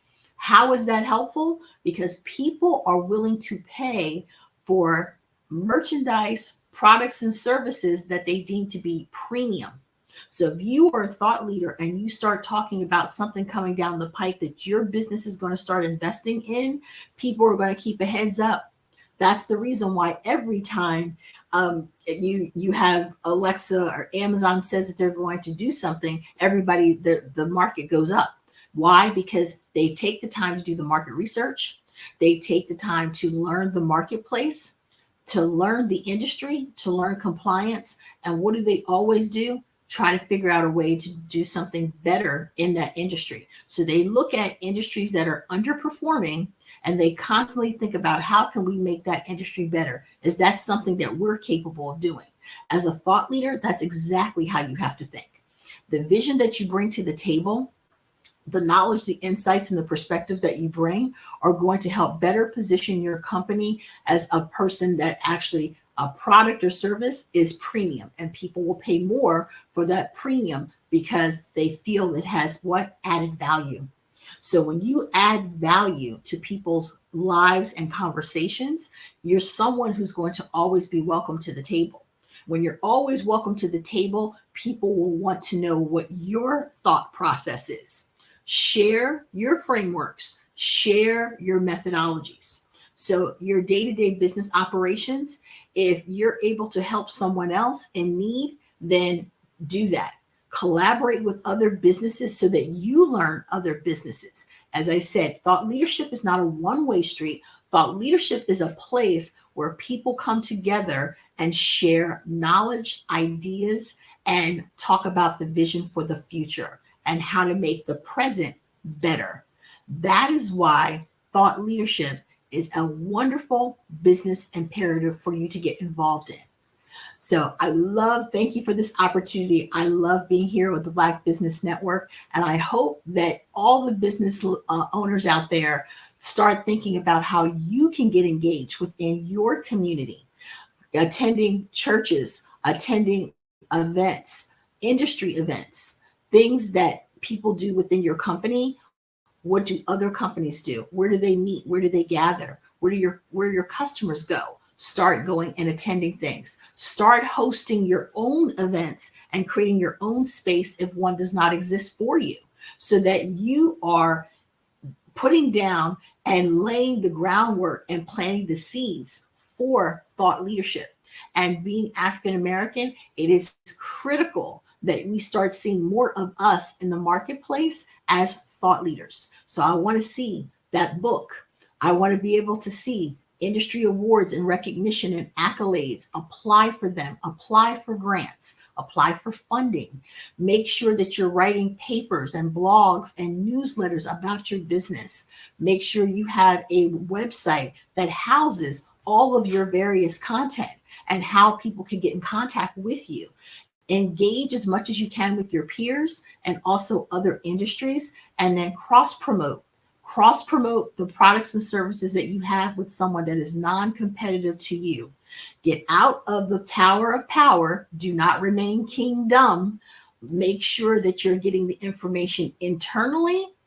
You're able to extrapolate that information, analyze that information, and think about how it's going to help serve and make data-driven decisions, and then get out and do engagement with the rest of your stakeholders so that you now have a better viewpoint of how to make a decision and what's happening within the marketplace.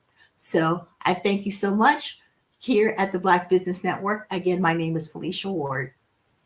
Man, that was wonderful. Great knowledge, wisdom, and insight that any business owner really needs to just really unpack, rewind, listen, really, just get into that, because it's so important as we transform our businesses to be enabled or embedded with digital technology.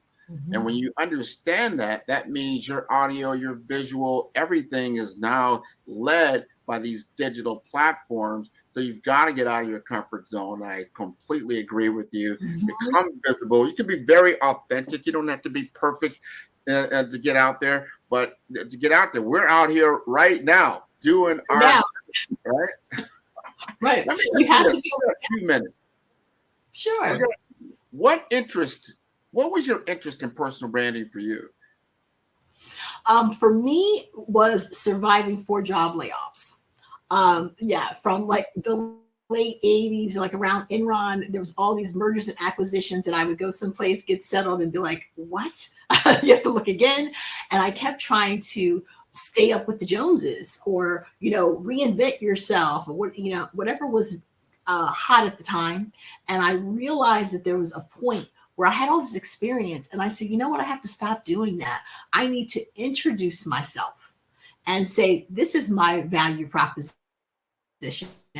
And basically, I started working then on my personal branding and realizing that that was the key. And I'll tell you a little story. I used to love to hear Lee Iacocca speak. He spoke with such authority, whether you liked him or not. He spoke with authority. Stakeholders were afraid of him. He was the E.F. Hutton of his time. And I realized he was the last bastion of the company man. You don't have that anymore. So what I tell my clients is what you have now is if I say, Clive Davis, he was associated with Sony for many years. What's the name of his label now? If I talk about JV and all these other different people that are out there that have businesses, if you're hard pressed to know the name of the business, you more know who Forliano is and all these different people, the spokespeople for all these marketing brands. They have now become the forefront of their personal brand. So everybody knows Gary Vee, but what's the name of Gary Vee's business? Right. Everyone that's on Shark Tank, you know their personal brand, but you can't remember the name of their business because the name of their business doesn't matter. Your knowledge is portable wherever you go. So I tell my clients, if you're into sustainability and you're working at a company that's not quite into sustainability, you're going to probably move on. Before you leave, start talking about sustainability where you are. Take the light of where you are and start making the groundwork to make the change, because then when you go to the next place, you will get asked about sustainability. So people, you don't want to be, what I say all the time, you don't want to be the company man that works for IBM, and you're great in sales. You want to be a consummate sales professional. So when I look at your LinkedIn page, it is a personal sales page all about you being a consummate salesperson. Where you worked, it doesn't matter. Have you been a consummate salesperson and have you delivered? That's what people want to know. So your personal brand is way more important sometimes than the company brand.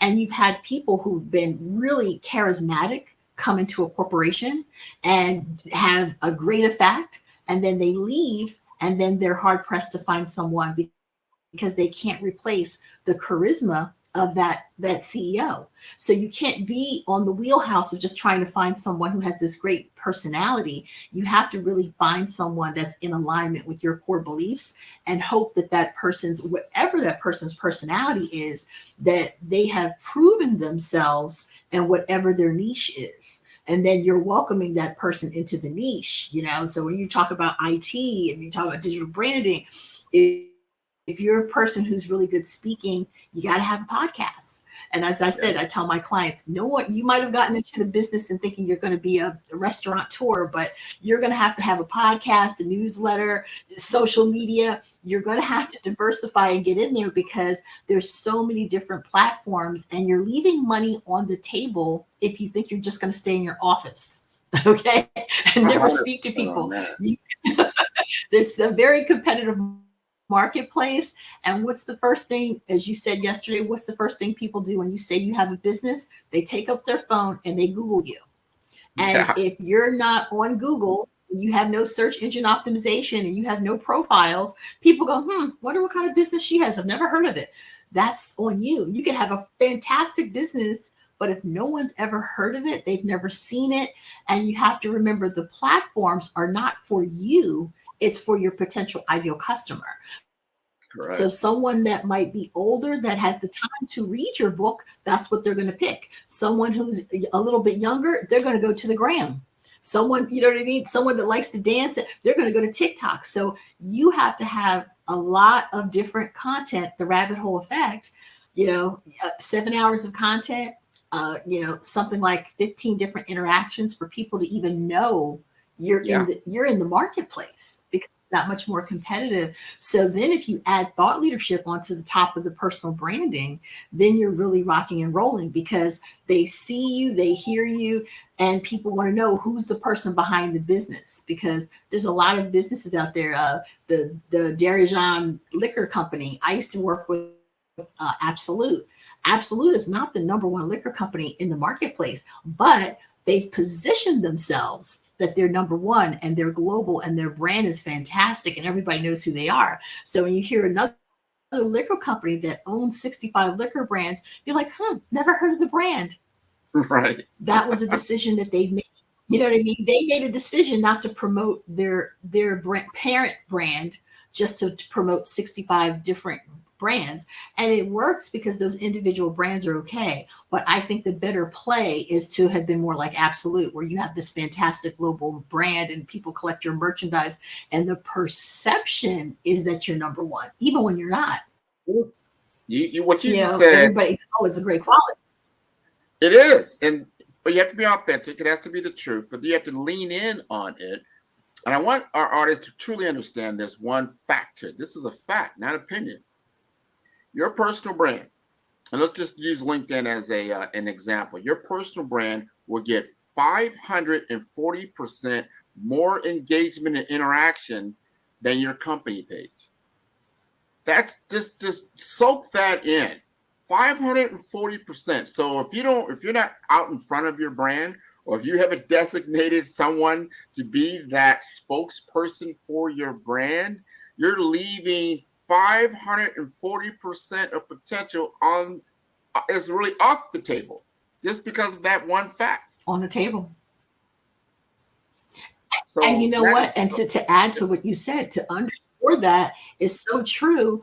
How many people follow their company, phone company, or their gas company or electric company? So people don't follow business pages because they don't have a personal relationship with those particular companies, even though you have business with them. So it's the same thing on LinkedIn. I have a company page, but I have probably, way more people, 5 or 6, maybe 7,000 people following me on LinkedIn, 10,000 on Instagram. But I go to my company page, people are hard pressed to get 1,000 people to follow you on your company page because it's kind of boring. Like you're just making announcements of what you're doing. But when you're on your personal page, you might talk a little bit about your day or what you just encountered and challenges that you have, and it creates conversation. And that's what the purpose of the content is, to spark conversation. So I wanted to get that out, to stop selling, serve. Stop thinking about selling your product and service all the time. And every time people give me their pitch, they want to tell me all about the products and services. And I'm like, don't do that. Instead, tell me how you can be of service. I say that I do, so that we can start building a relationship.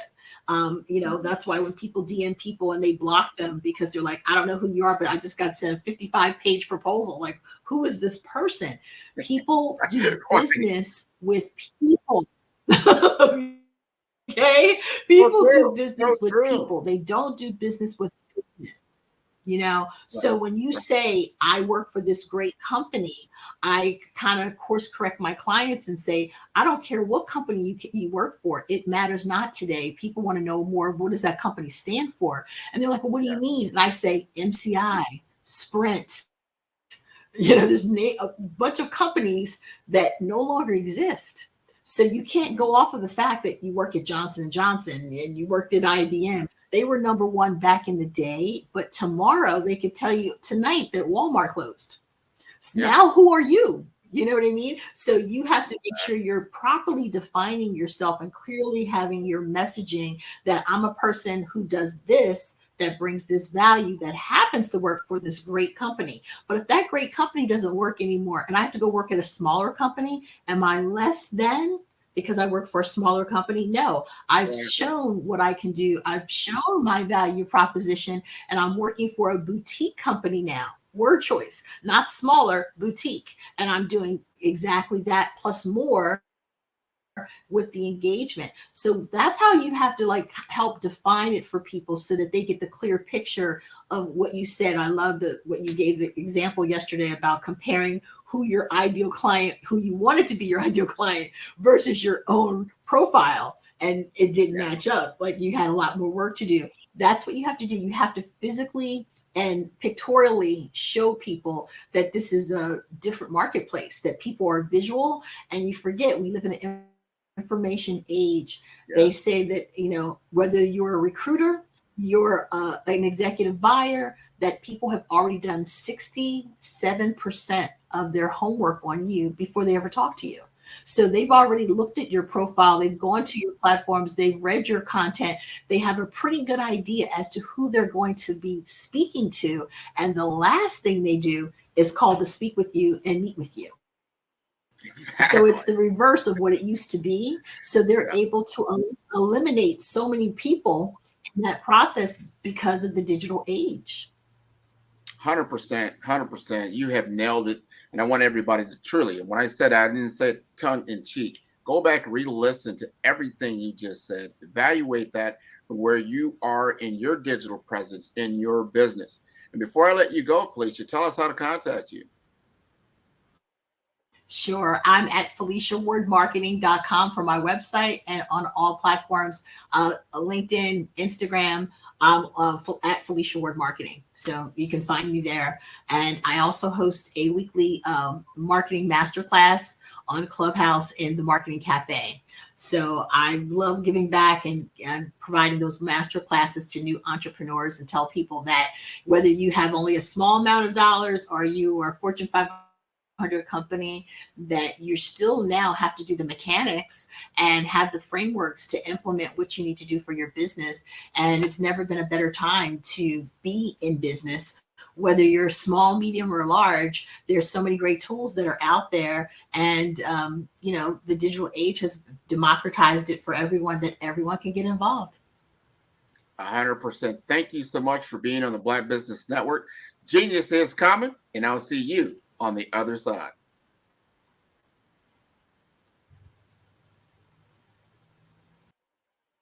All right, that was wonderful. The Black Business Expo's mission is to raise funds for high school seniors going to college or K-12 entrepreneurs.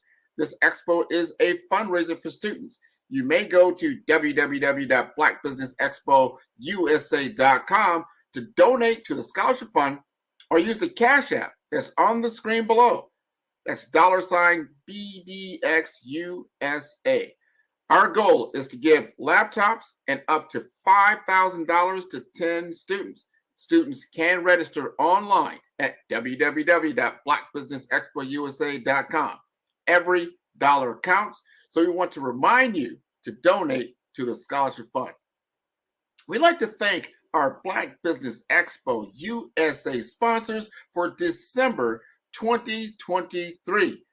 NC100, Moody Capital Partners, Suede Soul, Lotus Rocher Coaching and Training, The Hello LLC, Carolina, Virginia Minority Supplier Development Council, Step Management, 5-Star BDM Media, BHS and Associates, Margie McLean Foundation Incorporated, Genius is Common, Earth Essentials, Milani Shiny Global, Executive Woman Success Institute, The Quality Coaching Company, Superwoman Business Services, Creative Force Studios, Lee Entertainment, Artistic App Design, Black Business Expo USA. Genius is Common, and I'll see you on the other side. Hello, I'm Dr. Madeline Ann Lewis, President and CEO of the Executive Women's Success Institute. And my genius is helping women accelerate the path to success. I was blessed to have strong women in my life who encouraged, motivated, and pushed me to do my best and to never even think about giving up on my dreams. So I say to women, we must show up to rise up. We have talents and potential, but who will see them if we don't speak up and get noticed? I know that women are a tremendous resource on this planet, and there is nothing more fulfilling than helping a woman tap into her full potential. I do this because I want to be a part of helping as many women as I can to show up, to rise up. I do this because genius is common.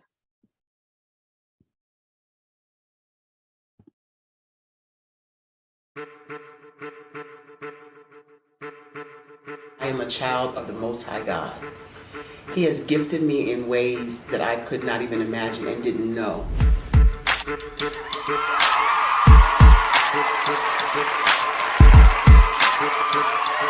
was a time when I didn't know who I was. I listened to other people tell me who I should be, what I should do. I listened to people telling me that I should be a boutique owner, that I should be a construction manager, that I should be a laborer. Have you ever felt like you should do something else, be something else, go somewhere else, be wherever you wanted to be, and you felt like you were in a box? Anybody in the room? And you couldn't get out? Anybody in the room? And you kept trying to go and you couldn't get out? Anybody in the room? But let me tell you, you need to rock the box. Rock the box.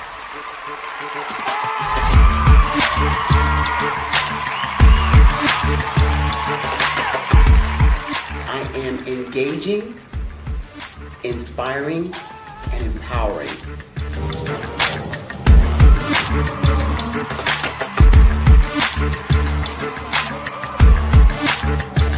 I would give you everything I know. Just by touching you, if I could, by osmosis, give you every single thing I've learned, I've gone through, I know I would. We know that's not possible, but as it is possible, I love to share information with people. Some of you out there, people have told you that you can't be, you can't have, you can't do. But I will tell you, like Kingston said, you can, you must, and you will. If it's to be, it's going to be me. You got to say it. If it's to be, it's going to be. If it's to be, it's going to be. If it's to be, it's going to be.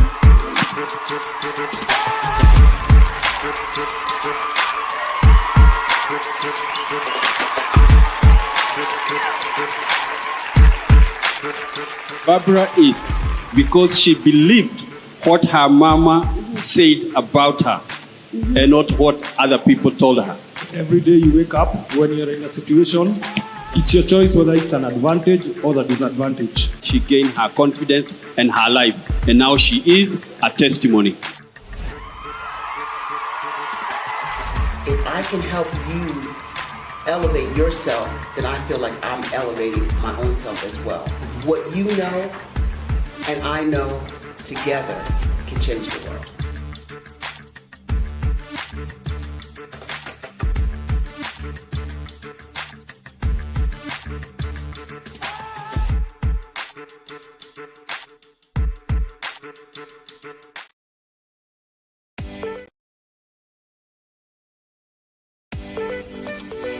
You are in the right place at the right time. The Black Business Network opens again for its Black Business Olympics, a 24/7 broadcast on business, strategies, global branding, social media marketing, finance, advertisement, and much, much more.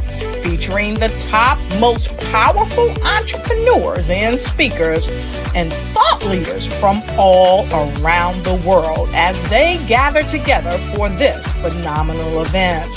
Join the Black Business Network streaming live into the metaverse, STEM City USA, Black Multiverse, Pod TV, Roku, Hulu, iHeartRadio, Apple TV, YouTube, TikTok, Instagram, Google Podcasts, Facebook, LinkedIn, IBM TV, Spotify, and Twitch. Tune in today and be a part of this amazing movement. The Black Business Olympics welcomes you.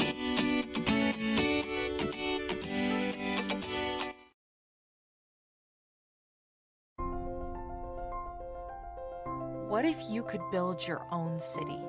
A place where every child can find nurturing people to help them achieve their full potential. A place where every adult can access job training support. Where health education is abundant. Where social justice ruled the land. A place without limitations. Welcome. You have arrived at STEM City USA. It is what every city should be. A safe and trusted community where you find people and resources to help you become everything you are and beyond.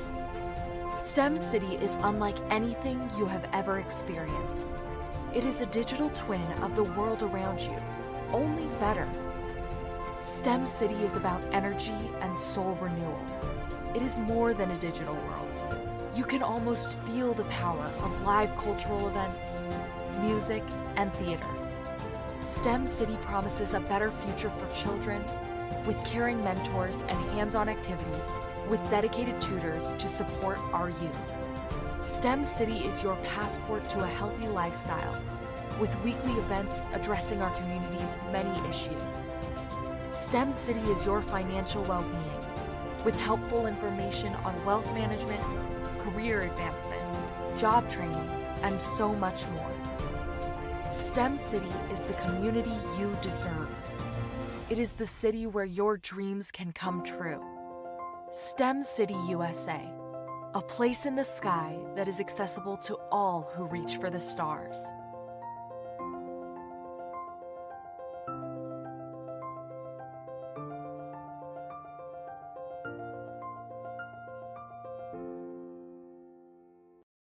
Content creators, welcome to Fave Unite TV.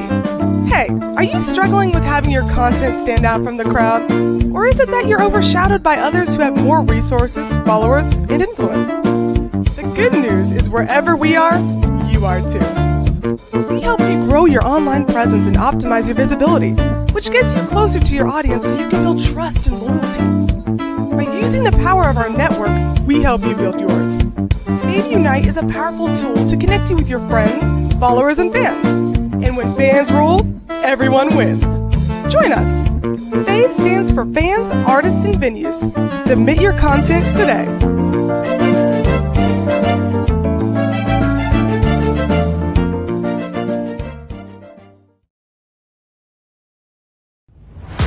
Social media is evolving. It's more vibrant, more colorful, more energetic, and so are you. It's not just photos anymore. It's video, it's audio, it's subscriptions. And now there's Fanbase, a new monetized social network. Fanbase delivers the complete native app experience with full content monetization for every user. No algorithms that shadow ban your engagement or growth, and no ads. Follow anyone for free and subscribe directly to your favorite creators for $4.99 a month. Plus, show some love by tipping on any post. Also, make a Fanbase page and monetize your content the same way. Finally, connect with your followers by posting the amazing content you already create. And now, get paid for it. It's time to energize and monetize. Because everyone's a fan of something, and everyone has a fan base.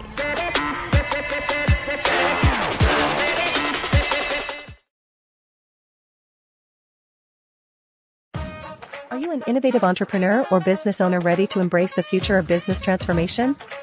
The world is evolving at an unprecedented pace, and it's crucial to adapt and pivot towards success in this dynamic landscape.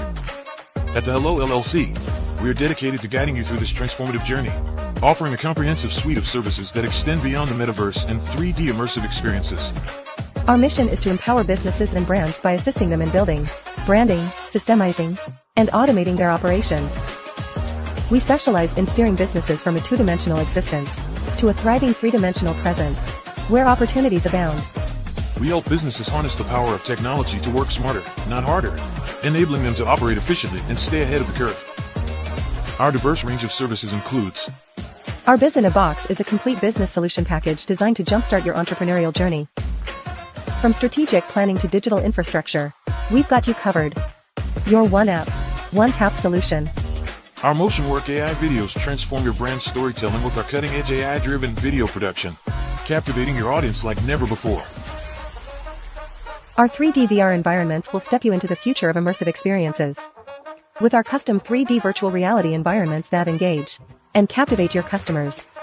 Lastly, in our Pivot membership program, we offer tailored guidance and support to either show you, teach you, or take care of the transformation process for you. According to a 2023 study by Fundera, a staggering 28% of small businesses in the United States do not have an online presence. This statistic underscores the importance of embracing digital transformation. Having a website is more than just an online presence, it's a gateway to unlocking numerous benefits, including reaching a broader audience, showcasing your products or services, generating leads and sales, establishing trust, providing customer support, and maintaining competitiveness within your industry. The Hello LLC is committed to helping you excel in all these aspects of modern business, not just limited to the metaverse alone. Why should you choose the Hello LLC to navigate this transformational journey? By partnering with us and harnessing cutting-edge technology, you can provide immersive experiences for your customers, expand your global reach, reduce operational costs, and enhance brand recognition, all while working with a company that holds integrity in high regard.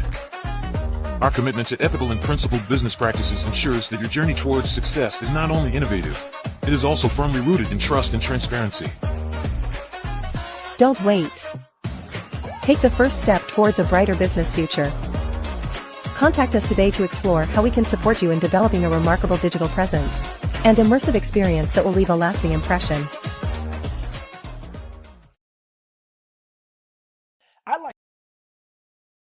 I'd like you to imagine with me, if you will, opening an app where you can collaborate with like-minded individuals from around the world, get inspiration and in-app tools to launch and grow your business, as well as share your knowledge and earn compensation, all in one app.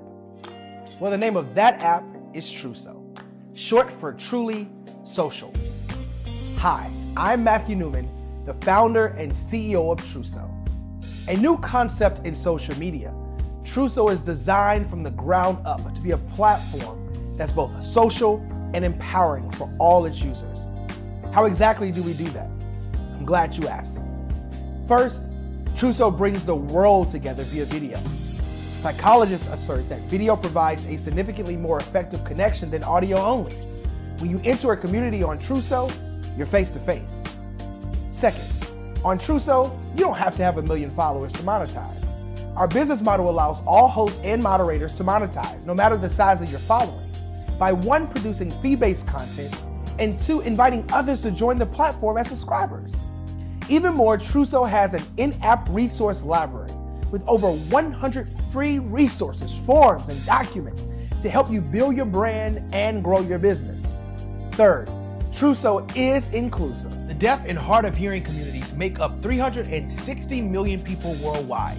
Unlike audio-only apps, Truso embraces this community, providing a networking platform that allows them to participate via video and closed captioning.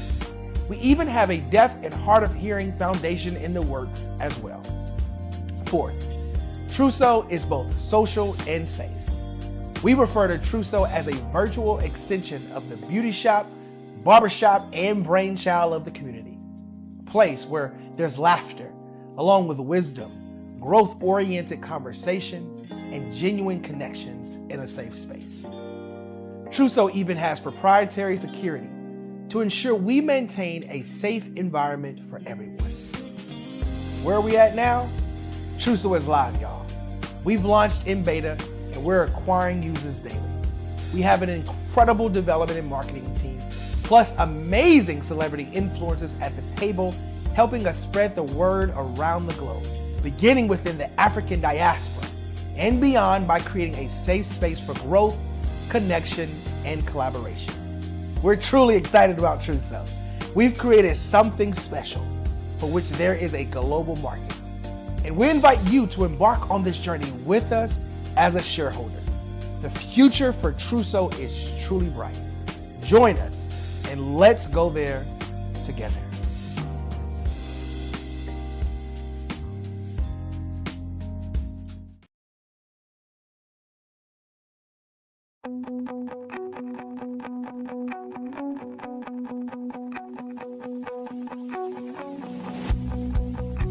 I am Black Business. From the moment I wake until the time I sleep. Yes, I am Black Business. I am Black Business. Tell me, are you Black Business? I am Black Business. Do you support Black businesses? Listen, I support Black business because I am Black Business. Black Business Expo, one of the largest business showcases in the history of Black business in the world. The world! Sign up today at www.blackbusinessexpousa.com or call 919-308-9090. I am Black Business.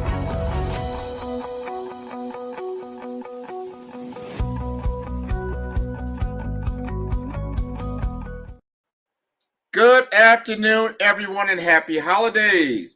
Business owners, entrepreneurs, thought leaders, and corporations. Welcome to the Black Business Network. My name is Grant McGaugh, CEO of 5-Star BDM and host of the award-winning Follow Brand podcast and TV series.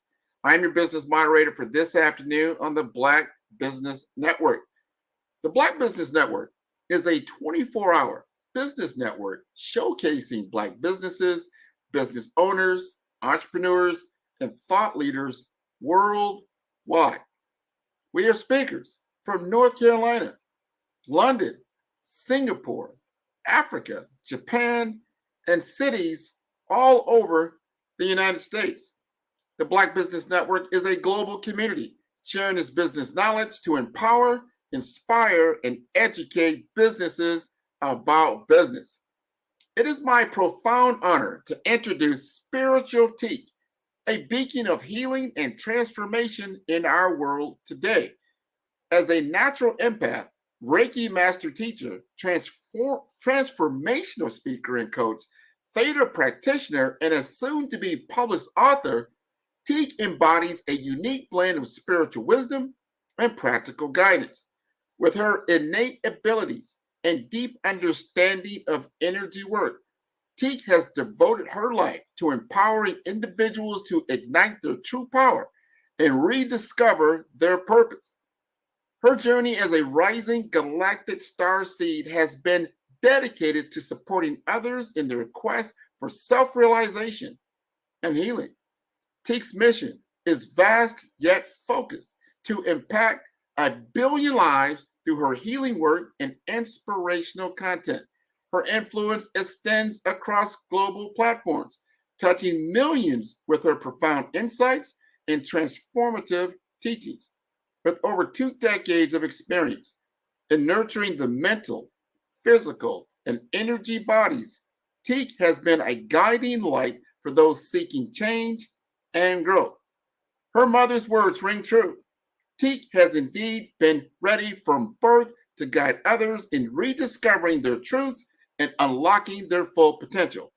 Please join me in welcoming Spiritual Teak, a visionary leader whose work not only enlightens, but also elevates the human spirit. I give you Spiritual Teak. Oh, Grant, you can bring me on stage anytime.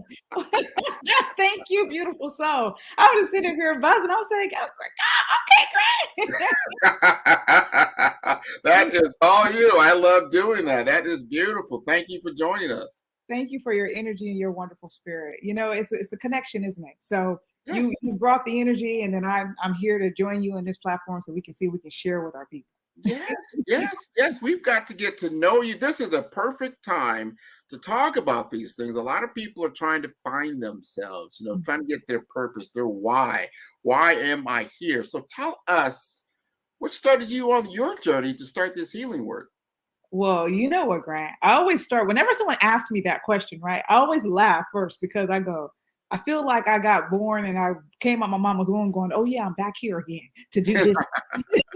I remember. It's the realization that, I'm going to start like this and say this. When it's starting on my journey, I knew when I incarnated that I was back here to do something really, really profound to help people. And so my nickname used to be Talking. Well, maybe it still is Talking Tika, if you ask my mama. But, and that is because at a very young age, I was going up to people to tell them their truth. Now, back then, things were not necessarily as accepted as they are now, or starting to be more. People are starting to become more aware or being more outspoken about, spirituality and what that means to them. And so for me in the beginning, it was a very sort of, Grant, it was a little secretive situation. So I felt like I was living out of 2 lives. I had this inner knowing, this inner connection with spirit, the things that came into my mind's eye, the insight. And then I had, the other side of me that people seen where it was like, okay, well, she's an academic, she's into school, she's doing this, all the things that people would expect, a young person to be doing. But it was a hardship, I would say, because, when you're not living authentically and you feel like you have to live out of 2 worlds, then it impacts the vessel. And then I had to make a shift and say, but I am both. And I can't live in 2 different worlds. I have to merge them into one, which meant that I had to be confident standing in my truth, being a spiritual being. And that took a little bit of work, Grant, in all truth, but it got me to where I am today. And that's important. You have to live your authentic self. It's okay to be who you are, especially like you said, this is 2023. You have to be who you are. Life is short. I think the more you live, you understand you have a short episodic time. It's your story. We're expecting you to take the stage and live your story because you are the authentic piece to this puzzle we call human life. Absolutely. Now, we need your definition. How do you define spirituality? What does spirituality mean for you?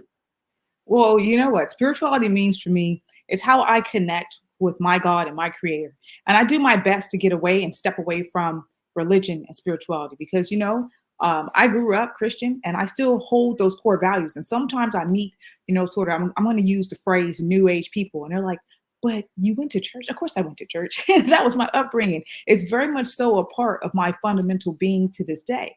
But I have a deeper sense and understanding that we are not just the only ones vibrating on this planet. I have a connection with what we call energy. Energy is everything and everything is energy. Science will tell you that.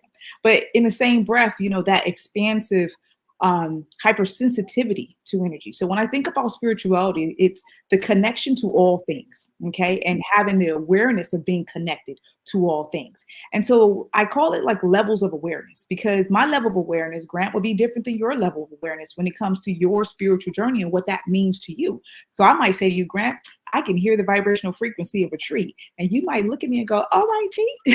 But that's a level of awareness because I see things in my mind's eye and the trees are alive. They do vibrate at a certain frequency. But to say that and attempt to make that a norm will frighten some people because they're like, that sounds weird. But I can only normalize who I am and say, well, actually, the tree does vibrate at a frequency. And now there's technology you can put onto a tree and you can hear the signal, the frequency. So again, things are starting to merge science with spirituality and people are beginning to see that what we're talking about at the baseline is energy. So when I look at spirituality for me, it starts with my core way of being. I know that I'm a spiritual being and I have to go up here with my hand, right? I know that I'm a spiritual being having a human experience. Yes. Okay? And that's the important piece of this. I'm not a human being having a spiritual experience because they don't work like that. No, it's an understanding and an awareness, as you just stated. Very much aware trees do vibrate. Everything does have a frequency. This is how we're talking to one another right now because of an established frequency. I'm in information technology, so I understand that without being attuned to the same frequency, we cannot have a continuous conversation like we're having right now. So your ability to be able to communicate at that level is great. People have, it's probably like 1 billion Christmas tree. I mean, maybe not that many, but there's a lot of Christmas trees in people's homes right now. A lot of people don't really understand why that is. What does that tree represent? A lot of times people don't understand that tree actually represents the universe, the actual universe, right? Absolutely. And I'm grateful that you brought that up because a lot of people gravitate. There's this book by Melchizedek called The Flower of Life. And it merges sacred geometry and talks about the different symbols, etc. But, there's a tree of life. And so when you break down that symbol and what that actually means, but we are talking about the fabric of the universe. We're talking about when you can break down the symbols, the sacred geometry, we're looking at mathematics as well. So again, we're about merging things together in that sense. And when I think about a tree, and you think about this, the tree, the tree is life. When you watch the seasons and the cycle, right, it goes through change. So through each season, spring, you go through fall, the leaves fall off, you go to winter, it's a bit of a calm season. And then you get into spring, you spring forward, and then summer is all bloom, right? And it's a bit like our lives.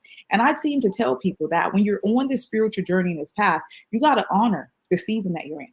And then you got to honor how you're growing in that season and being patient and kind with your vessel. So for me, even tapping back into what you're saying about spirituality, every part of what you're doing is spiritual because you're connecting to the frequency and the fabric of your life and when the moment that you are in.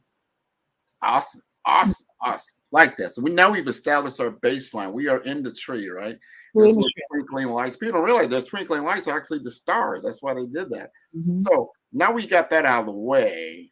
I want to understand what a Reiki master teacher is. Help us understand that. Mm-hmm. I sure will, Grant. That means I got these healing hands. I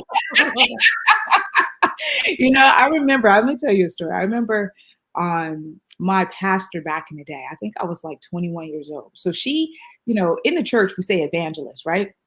And so she would have us lay hands on people. And so the thing is very similar. We're pushing energy through our hands and setting our intention to send love and light or healing to the person in front of you, right? So the pastor can lay hands on you and channel spirit, right? And do the same thing. So Reiki, by term, it means life force energy. And it was created in Japan, okay? But when I say it out my mouth, I have to bring it back to the baseline. So when we talk about energy, we're talking about, to me, that's source. So that means that anyone could tap into that energy. Okay. So being a Reiki master teacher, and I, again, even saying those words, because I don't believe anyone is the master of anything, because I feel like we're always evolving. So you can hold a pose in yoga, for example, but you can always go a little bit further. You can read, but you can always read more books, So, but that's the title in terms of being able to teach. So what Reiki is basically is an opportunity of what's the alternative healing. So Reiki is life force energy. So you're channeling this energy through to help people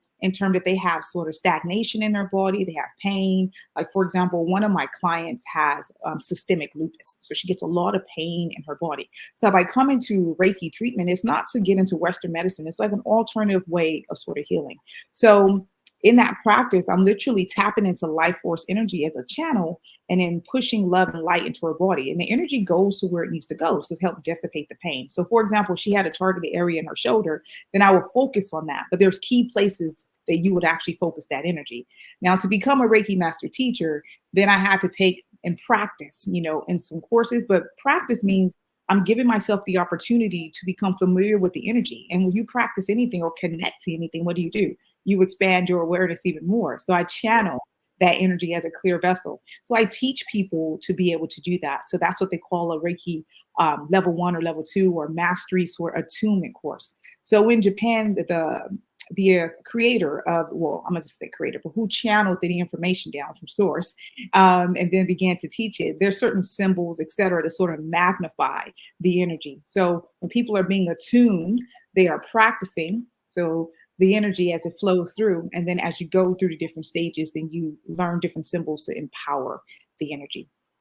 That is so, first, it's very interesting. Very, very interesting. And you've been successful. I took a look at your website. I'm like, wow, first is very nicely done. Thank you. I like that. And it flows. So tell us about the business aspect of what you do and why people will be interested in working with you.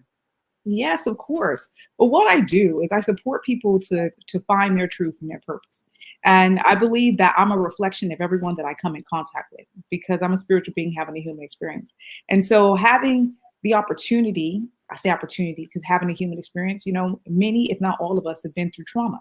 So having a deep sense and understanding of trauma and energy, then I look at where things are lodged in the body. So there, the body is an amazing vessel. It holds things. It remembers things, right? So you remember cell memory, muscle memory. You understand? So energy is stored. You go through a traumatic event, for example, it stores in the body. But that energy over time causes stagnation, and it can create what I like to separate and say dis-ease or discomfort in the body, or stagnate the mind from you living out your truth. So it's important that people start to dissect and dig into whatever it is that's happening to their life. And see, that's where I come in.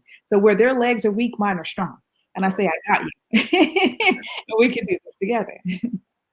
No, I like that. I like that. So you're okay. I'm getting a better understanding, So I want to know, like, if it were me, if you were going to talk to me and I'm beginning my spiritual journey, how would you get me prepared? How would you go through an assessment, or what is that beginning step that needs to take place?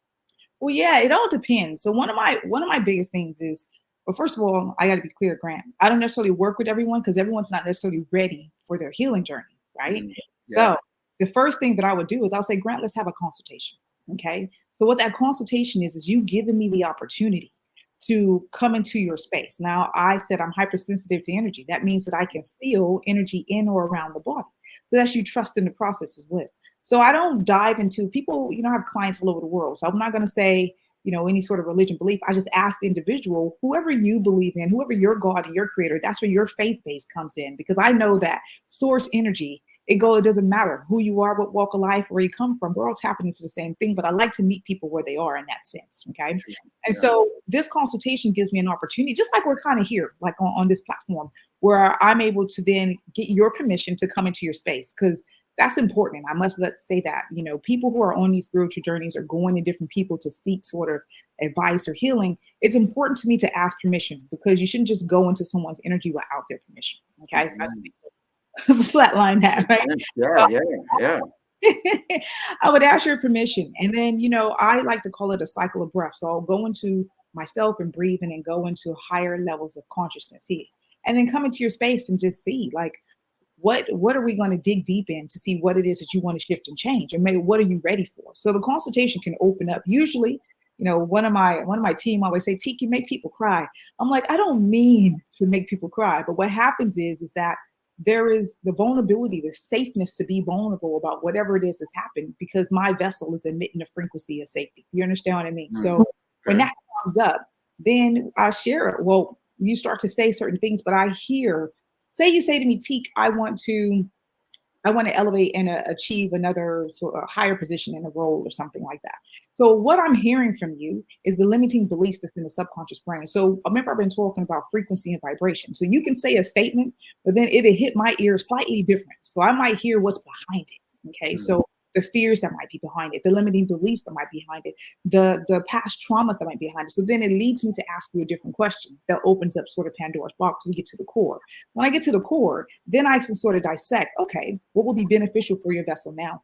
And then I actually step away from the consultation once I figure out and hear what I need to hear. And I go back and I channel up, and then I come with a proposal, because what I don't want to ever do is just, for example, like I do Reiki and say, you know what, Grant, come for Reiki, and Reiki's not for you right now. See, I believe in being authentic. So I need to make sure that I'm giving the vessel exactly what they need, but it has to come from spirit. Right. Do a disservice. This is interesting. I notice, like I said, different levels of awareness. There's different cultural differences in people. Do you find, like, working with someone that's in Asia or the South Pacific or Africa, as opposed to someone of American background and more Christian based, you see this different? How do you work with all these different types of personalities? Yeah, I think, you know what, Grant, good question. The thing is I work with the energy of the spirit. Okay. So whatever you have done on your human experience, or whatever you're tapped into, I look at your spirit and where you are, how your spirit is elevating because I truly believe that your soul came here to learn. Okay. And so often I can show someone a pattern that they have been repeating in their life when they come to me and have a conversation. And you hear sometimes people say, I don't know why I keep experiencing this. Well, the soul actually haven't learned that lesson yet. And if we want to elevate and move past that, then we got to dig into the core of why that's happening. So all the noise around religion or culture and background, I move past that, because I'm looking at what's happening with you as the individual. What are you actually attracting into your life, and how we move that? Like I have some cancer patients. Okay. So now, without getting too deep, I just want to give an example, because we're talking about energy and frequency, right? And that you were speaking about from technology standpoint. So, but if dis-ease holds a certain vibration, that means if you can start raising the vibration, then you can create change. So, for example, I have a cancer patient who has tumors in her breast. Okay, now, when it comes to the breast, it's about nurturement, okay? Self-care and self-love. So in the consultation, when I started to hear the conversations, I'm like, oh, okay. Do you have resentment, anger, disappointment, right? So these things start coming up. As I say that, emotion evoked, because the body has been holding that tight energy there, right? So when we have all of these different frequencies, and some of them of a lower vibration, then you're going to do what? You're going to create inflammation in the body, okay? You can eat certain foods that will contribute to the tumor growing. So I look at the mind, body, and so I look at everything holistically. So, again, it's not working necessarily with the cultural aspect. I respect it, because some people come, for example, like African spirituality, to be full, Grant, I don't practice any sort of religion in that way. I keep it to source and spiritual energy, because I think it complicates matters. But I honor and respect if someone does, for example, practice African spirituality. But because I'm not versed in that, I'll ask them, what do you do and what feels comfortable for you? but then I'll share my experiences. I've traveled quite a bit. I'll share my experience and my knowledge in that, but keep them where they, in the plane of sort of where we need to be in terms of their healing journey, because that can be a distraction to what the root cause is. Do you understand? No, I understand it, because everyone, people speak different languages, people have different cultural experiences, and just getting a base understanding of how they interpret certain things. I think it's so important, especially when you're dealing with something that they're not very familiar with. I think it's natural to like go from the known to an unknown. Well, I'm not sure. So then you will imagine how things may be or may not be. So then you're in that world of a delusion or an illusion, or so you got to set that the level set. This is the expectation that we're going to work with. So then it gives them a level of understanding. Am I making sense? Absolutely, making perfect sense. And that's about what it is. Because going back to the statement, levels of awareness, I have to meet you where you are. Because first of all, I have to teach you something, right? I have to teach you to start becoming familiar with energy. Okay. And that's number one, because if I can't expand your level of awareness, some of the things that I might say to you, it might, like you said, it might sound foreign. It might feel like, oh, I don't know about that. But I start with your breath, because breath is life. And when I teach people how to breathe and become aware of their breath, then we can talk about their trauma, right? We can get into the psychology of it and say, well, look, for those people who have been in fight or flight for most of their life because of certain traumas, et cetera, it lives here, the throat chakra, the heart. I say breathe, and they're like up here. And I'm like, well, no, I want you to breathe in your diaphragm, But that is a learned behavior through the traumas. They're ready to go, you know what I mean, at all times.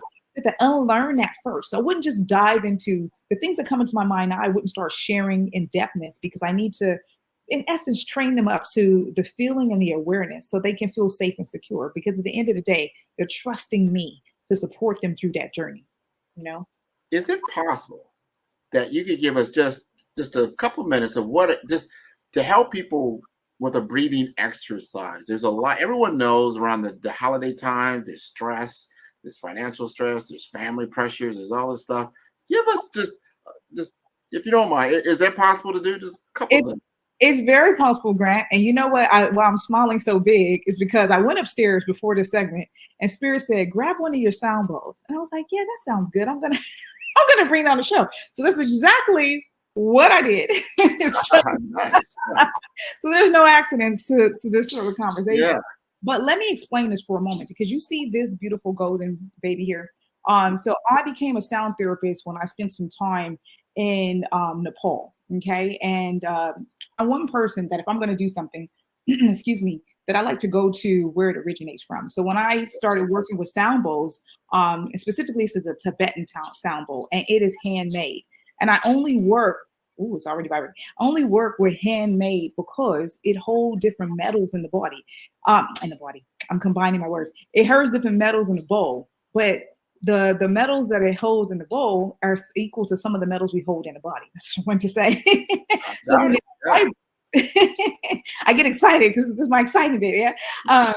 But when it vibrates, it sends a frequency, right? So we've been talking about energy and stagnation. So for example, when I do a sound session for someone, okay, I can do a number of things. I can put these bowls around the body to help with stagnation energy. So when I say stagnation, I feel like energy is stuck like a little knot.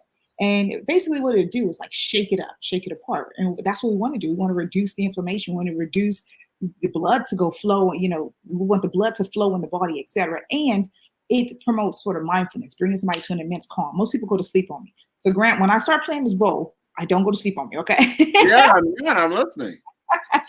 So what I'm going to do with sharing that, because I think it's quite important that people understand that it's connected, but this bowl is a B note. So just like anyone out there who is a musician, they will understand this a lot better. I'm not a I'm a sound therapist, but I'm not like a guitar player or something like that. But each bowl has a different note, and this is a B note, okay? And so the B note is the crown. Yeah.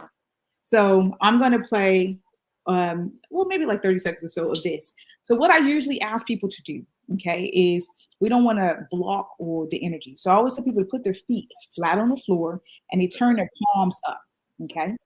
And so I call it a cycle of breath. So I get people to do 3 breaths, and that's 1 cycle, okay? So I'm going to guide you through to that. Grant, you're going to be my participant. I am. I represent the audience. This is great. Perfect. Okay. So I'm going to close my eyes with you for a moment.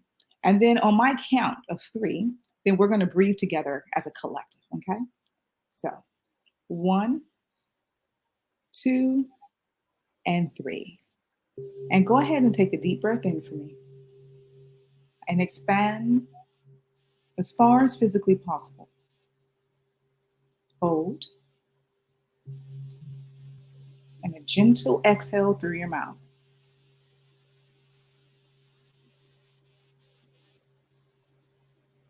We're going to do that 2 more times. Inhale. I'm going to say divine white light and healing energy. And then hold that vibration for me. Now slowly exhale through your mouth.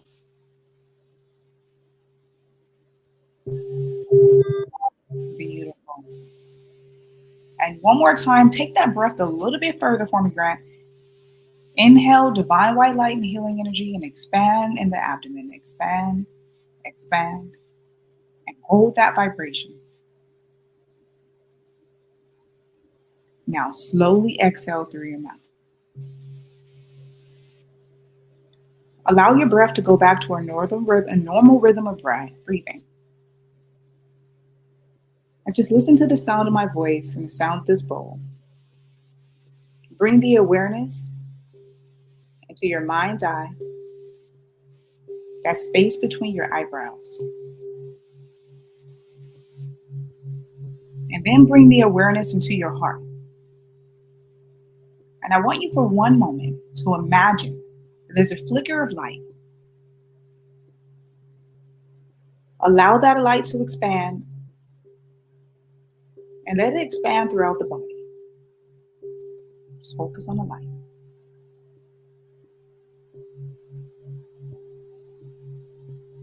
Expand, expand.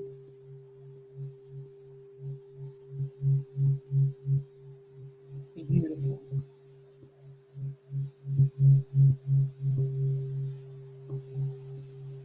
Bring the awareness into the base of the feet.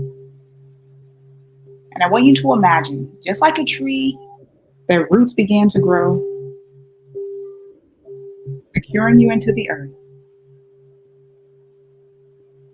And let your roots grow as far and as wide as you can imagine. And then I want you to take another inhalation and imagine that those roots are becoming illuminated of divine light and healing light. Let that light move up the roots into the base of your feet, igniting every cell. Up your legs, up your spine, into your heart, your throat chakra, your mind's eye, and your crown. And let's expand that light 3 feet, 6 feet, 9 feet above your crown. Create a circle in your mind's eye with you in the center. Take another deep breath in. Bring your awareness to your heart and exhale. Beautiful. When you're ready, bring those hands together for me. Just gently rub them together and cuff them over your eyes just to bring some of that energy into your eyes. Slowly exhale. And then you can gently open your Wow. eyes. How was that for you, Grant? Oh no, I feel, very renewed. For certain, that was great. I feel the energy flowing, throughout my body. Yeah, that is wonderful. I like that. Was that your first time hearing the sound bowl? Yes, Oh. I believe so. I've heard certain sounds, but I haven't gone through an exercise like you just brought me through. So that was Okay. very good. Yeah, I like the imagination, the focus, being able to visualize. The visualization was there as well. So very good light and sound exercise. Excellent. Thank you, Graham. Great. I'm grateful that you enjoyed that. Oh yeah. No, I like that. I like what you're doing. So I see you have a very large following. Yes, I guess so. You know what, Grant, I get all shy with that sort of stuff because the thing is that, my sister said something to me because I said, the mission is to empower, impact billions. And I remember on TikTok when my videos were being seen by, tens of thousands of people. My sister was like, she's like, sis, you already impacted millions. I said, well, no, sis, I don't have that following. She said, but millions have seen your videos. Thank you, young person. Put it into perspective because it's true. The mission is to empower and impact people to feel and encourage them that, you know what, they're safe in this world. They're safe to be their true, authentic self. And they need to step into themselves mindfully so they can see things clearly. But, that spirit is pushing me a different way, Grant. And so I never wanted to be on social media. I'm telling you, I didn't want to be seen in that way. But I'm grateful because the messages that I receive from heart, especially when I do prayers, it brings me to tears sometimes because that is authentic energy. And that is, I'm going to use the word God saying to me, Teak, remember when I told you you need to do this and this? I'm like, I am listening to you. Okay, thank you. So it's great. It's very good. We need positive energy. We need positive role models. We need positivity of itself, especially in our social media realms. I think now we're starting to mature. People got into the social media world doing a lot of vanity, human vanity on steroids. But now they're realizing, you know what, we can do a lot more with this than just show our vanity. We can show a lot of wisdom, knowledge, share our expertise. It's all about how we utilize the tool. And you brought up something earlier that I really liked is like what you focus on is what comes into your life. Right? So I think you're bringing forth a lot of positive focus, just like now. I think a lot of people probably tune into the show and they're expecting a lot, business, and then they see like, wow, you know what? That was actually healing. That was something I wasn't expecting, and I felt better for it. And I want to thank you around that. So we've got a few minutes here, Spiritual Teak. Tell us more about, especially when it comes to, you had mentioned something around some testimonials. Do you have other, like, how have you helped other people? How have they just been touched by what you've done? Well, you know what? Thank you for asking that, Grant. I do things in a number of ways. So, I speak at different events, and I show and teach people how to dive into their energy, a bit like what I just shared with you, but on a deeper level. I host retreats. So I've been hosting retreats for the Divine Feminine for a few years now. And I launched my first one for men this year because I'm realizing that there's a lot of people out there focusing on Divine Feminine, and we need to focus on Divine Masculine as well. And so I support people on a deeper journey through retreats because I have more time with them. I do one-to-ones and a lot of transformational work. I do that coaching element to where I can speak to them one-to-one and support them on their journey or whatever part of their journey that they're on. So I feel like with me it's limitless. I host events in the community.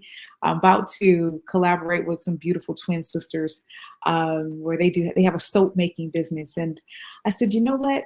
Let's do something mindful. Let me add some, a bit of sound. I was at the Om Yoga Show, which is a major event here in England. And I realized that people were longing for that connection. So I had I don't even know, like 70 to 100 people in this little space, people trying to crawl in just to get the sounds. And I said, you know what? It was love. So when you ask me, what do I offer? I offer love, Grant. I offer my heart. I offer my authenticity. And I think that is infectious. And that is what brings about change when I hear back from these beautiful souls, because, they're pouring back into me when they give me their testimonial and telling me. But I always say to them, I'm the vessel to support you on this journey. This is bigger. We're part of the collective consciousness, and I'm doing my role to ensure that you turn on your light so that you can affect somebody else. So to me, no, turning on the light, man. We're turning on the light today. This is about Black business and the culture. This is what the day is dedicated for. Perfect timing, as I would say. Did I hear you say you're in England? Is that what I heard? Yeah, I live in London. Yeah. Wow. It's kind of, what is it, like around 8, 9 o'clock in the evening in London? It's about to be 8 p.m. Yeah, in about 10 minutes. Yeah. This is beautiful. So we get to share this global experience with Spiritual Teak on this show. This is wonderful. This is how we share culture in a lot of different areas, and I'm glad you're doing what you're doing. We've got about 5 minutes left here, and you've talked about a number of different things, but I'm probably missing something that's probably itching for you that you want to bring to our audience. This is such a special time of the year. We just passed the winter solstice.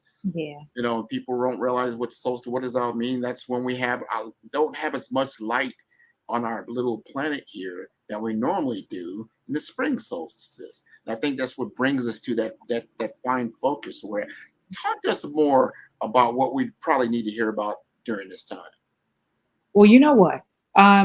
Thank you again. I always say thank you because I just need to give gratitude because I want people to understand something important too about, well, the solstice or the equinox. Because ironically, and it's not ironic, when I host my retreats, they're during the specific times. So I host my feminine retreat during the equinox, and I hosted my masculine retreat during the summer solstice. And it's purposeful because, you know, the earth is alive, it's vibrating at a certain frequency as well, right? So when we become more aware about the energy of who we are, but the energy of the land, and starting to realize that it's all connected. So how you may feel when the moon is in a certain place, etc.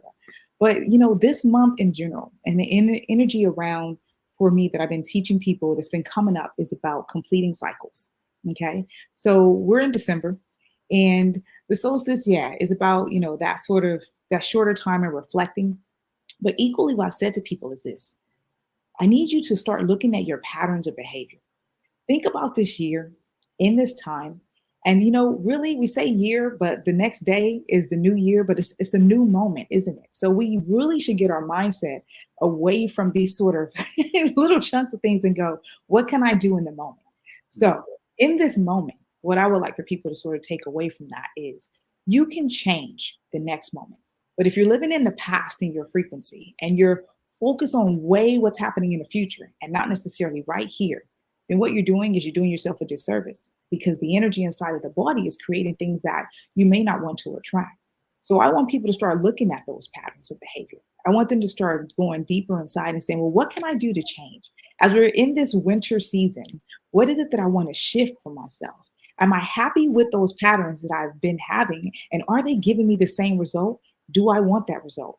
And if the answer is they want that result, then keep on doing what you're doing. But most people are going to say they don't want that result. So that means you need to pivot. And a pivot could be something as simple as starting a mindfulness journey where you focus on breath. And I don't go any further past that than tell someone to start focusing on their breath, because the breath and consistent practice of a conscious breath leads to a clearer mind, which slows down the anxiety and everything else that comes along with the stresses of living in this life. And then when they do that, they can start seeing things more clearly. And we can start to shift those patterns. So for me, this hibernation season is really about reflecting into self, loving on yourself a little bit harder, knowing that it's okay to put yourself first, and making sure you're making choices that is for your highest and greatest good. Oh man, great wisdom, great insight, getting to the path forward in 2024. Do you have some upcoming events? I think you kind of alluded to that. Do you have some specific dates that people can tune into? I do. You know what? People can tap onto my website. Well, everything is Spiritualtique. So they can find me on TikTok, Instagram. My retreat page is on Instagram as well. But I have an upcoming one-day virtual womb retreat. And so that's a conversation that dives deep into women becoming in tune with the energy in their womb and what gets stored. A lot of women have, or things have been created like fibroids, et cetera, et cetera. So we get into the root of this, sort of how this was creating the energy to sort of releasing that. So I got the womb retreat happening. I have a collaborative event for people that are in London with the ladies who are making soaps. I'm doing some mindfulness and rounds of sound bowls. I have Spirit has launched on me to do what I call spring fellowship. So in April, I'm taking to the streets.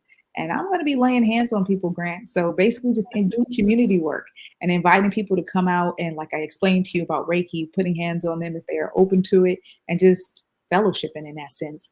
My retreats, I have Portugal on the list this year. I'm taking people to Nepal. England and Cumbria is still there. It's my signature retreat. And we're taking a bus tour down in Cumbria. So it's all exciting things. And obviously people can tap into any other service that I offer, like one-to-one stuff. But It's busy for me, but it's a good busy. And I can't do anything but have gratitude and love for what the Creator is putting forth in my life to help me support others. Well, thank you for doing what you're doing. This is wonderful. I encourage everyone to tune in to how to get in contact with you. You're going to leave us again your website information, and then take a look at those different retreats that you have so they can put them on their calendar. Absolutely. That's Spiritual Teak. So spiritualteak.com. Find me there and connect to my Instagram and any other channel platform I'm on. Thank you, Grant. I appreciate you. So thank you. Happy New Year. Genius is coming, and I'll see you on the other side. Thank you. Oh, wonderful, wonderful work. The Black Business Expo's mission is to raise funds for high school seniors going to college or K through 12 entrepreneurs. This expo is a fundraiser for students. You may go to www.blackbusinessexpousa.com to donate to the scholarship fund, or use the Cash App that's on the screen below. That is $BBXUSA. Our goal is to give laptops and up to $5,000 to 10 students. Students can register online at www.blackbusinessexpousa.com. Every dollar counts. So we want to remind you to donate to the scholarship fund. We want to thank our Black Business Expo USA sponsors for December 2023. NC100, Moody Capital Partners, Suede Soul, Lotus for Shade Coaching and Training, the Hello LLC, Carolina, Virginia Minority Supplier Development Council, Step Management, Firestar BDM, BHS and Associates, Margie McLean Foundation, Genius is Common, Earth Essentials, Milani Shani Global, Executive Woman Success Institute, The Quality Coaching Company, Superwoman Business Services, Creative Force Studios, Lee Entertainment, Artistic App Design, Black Business Expo USA. Genius is Common, and I'll see you on the other side.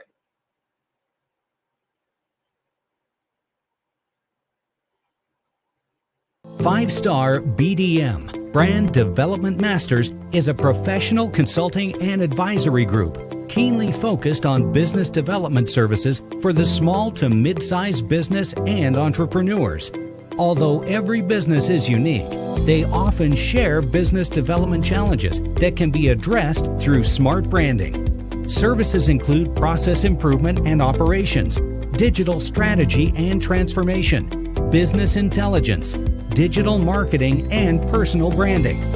Our business and personal branding company has helped a number of professionals and organizations to optimize and grow. This results in more business, more opportunities, better reach, positive outcomes. Visit www.fivestarbdm.com today to learn more.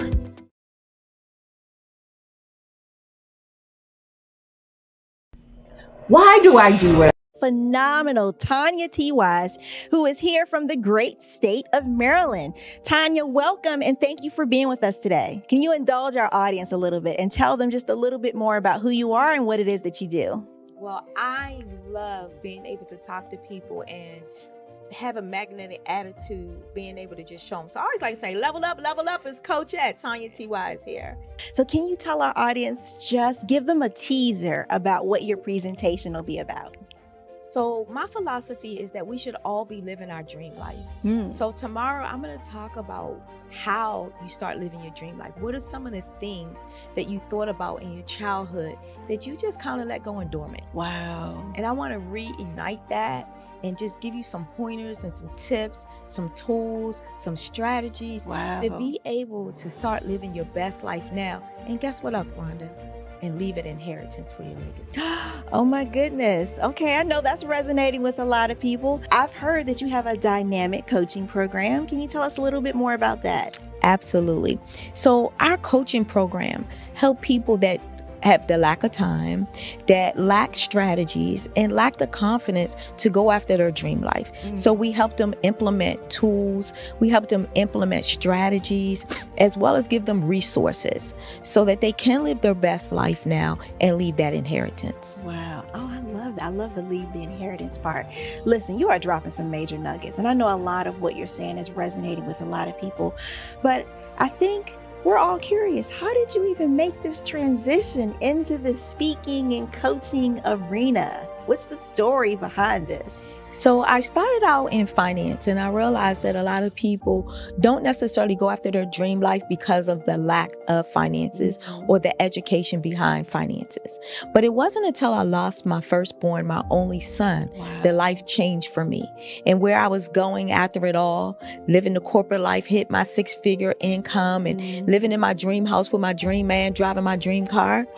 I nearly lost it all when I lost my son. And so I realized it only takes one financial catastrophe that can change your entire life. That's what made me start All New Beginnings. Because no matter what's going on in life, there's a new beginning.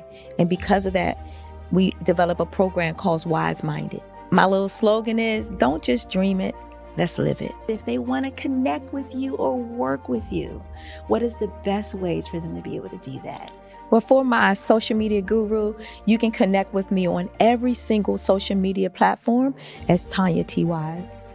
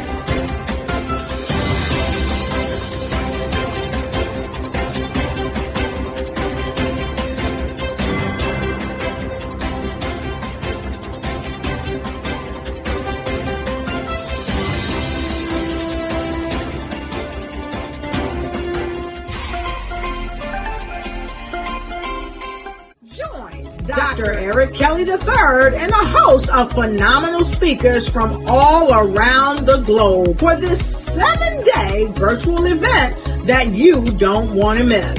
The mission of the Black Business Expo is to raise scholarship money from kids all the way from high school, all the way from college. The Black Business Olympics is one of the largest Black business showcases in the world. It is an opportunity for businesses and companies to showcase their businesses globally. We are going to be giving away laptops up to $5,000 away to students.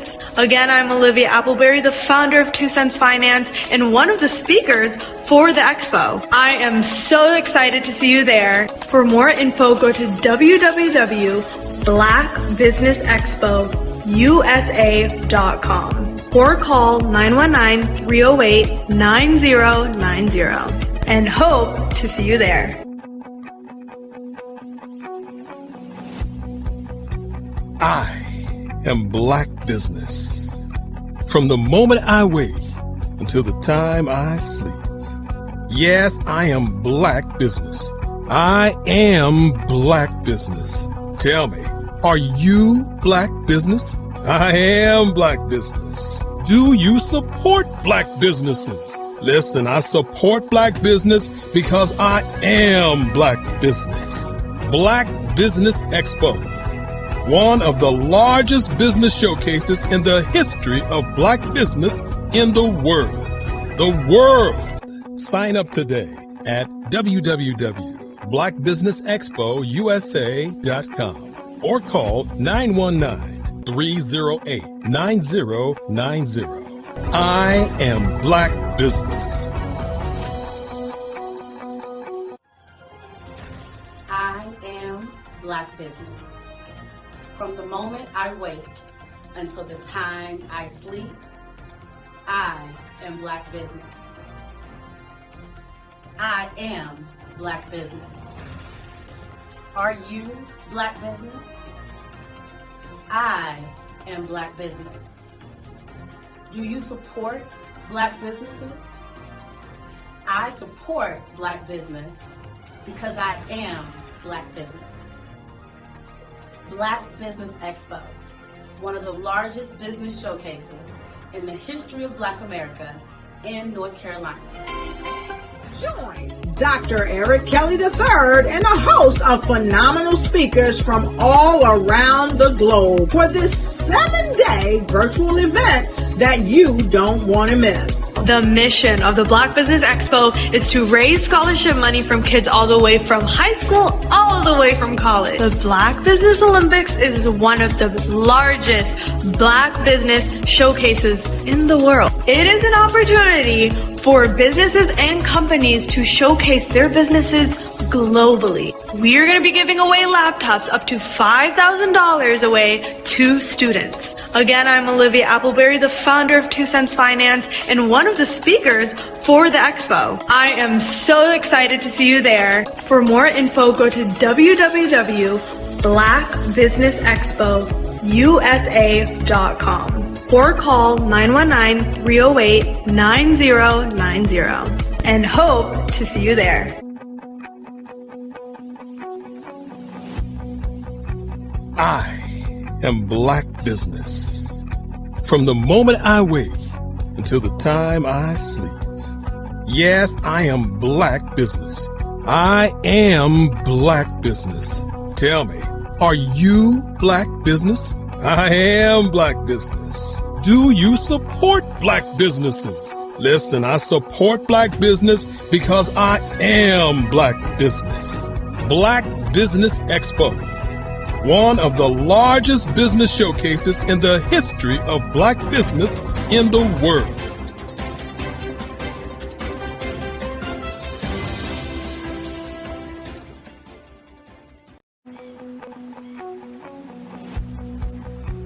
I am Black Business. From the moment I wake until the time I sleep. Yes, I am Black Business. I am Black Business. Tell me, are you Black Business? I am Black Business. Do you support Black businesses? Listen, I support Black business because I am Black Business. Black Business Expo, one of the largest business showcases in the history of Black business in the world. The world. Sign up today at www.blackbusinessexpousa.com or call 919-308-9090. I am Black Business.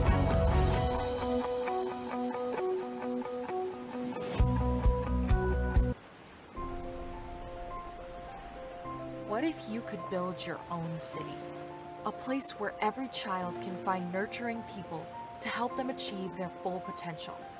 A place where every adult can access job training support, where health education is abundant, where social justice ruled the land.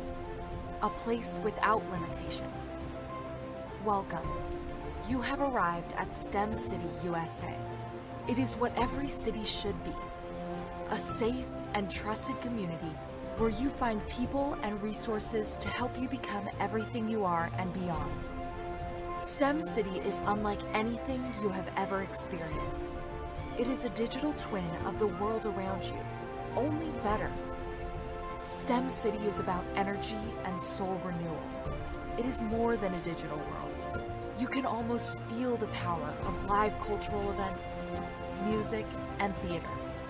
STEM City promises a better future for children, with caring mentors and hands-on activities, with dedicated tutors to support our youth.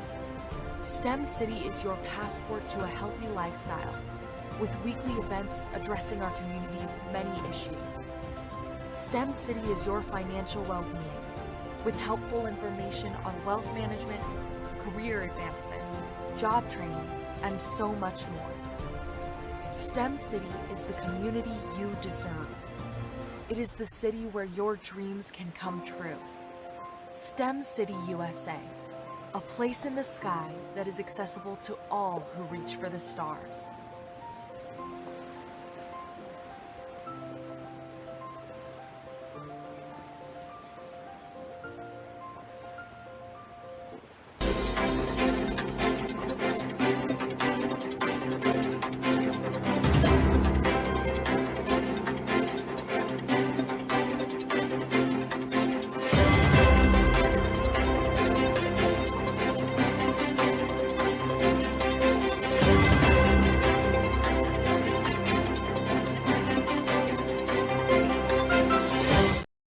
Are you a forward-thinking entrepreneur or business owner?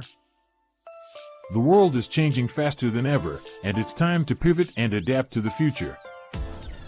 Hello LLC is here to help you do just that. Hello stands for helping enterprises leverage leading-edge optimizations.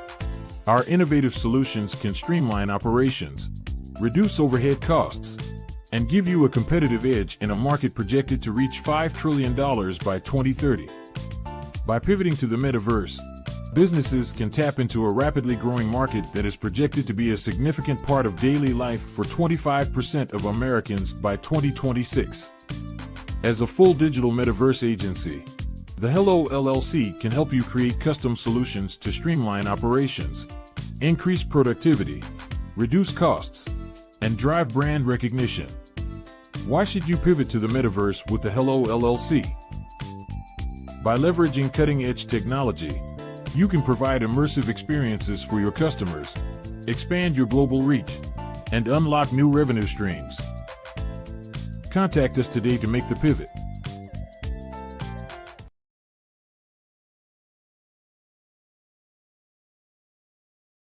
Sometimes you got to hear the news from the Black perspective, and more specifically, Black publishers. And that's exactly why you have to download the HeyTie app, the largest mobile app delivering breaking news, videos, and podcasts from 200 of your favorite Black publishers. Yes, 200 Black publishers delivering news as it happens, literally all in one app. Go to HAYTI.com or download the app in the Google Play Store or Apple App Store. It's completely free, along with information that you can trust, so go check them out.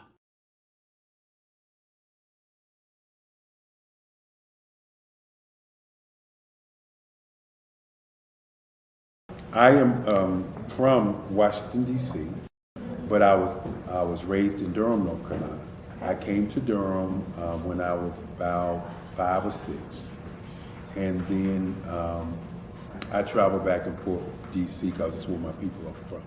One of the unique things about my family is my mother, she's also an artist. She does quilting, and she does a lot of artistic things, and then my son, he draws with both hands, his right hand and his left hand, like I do. So that's kind of a family trait. And then my other son, he's a videographer, and my daughter, she works, she's a regional vice president for Sunglass Lab.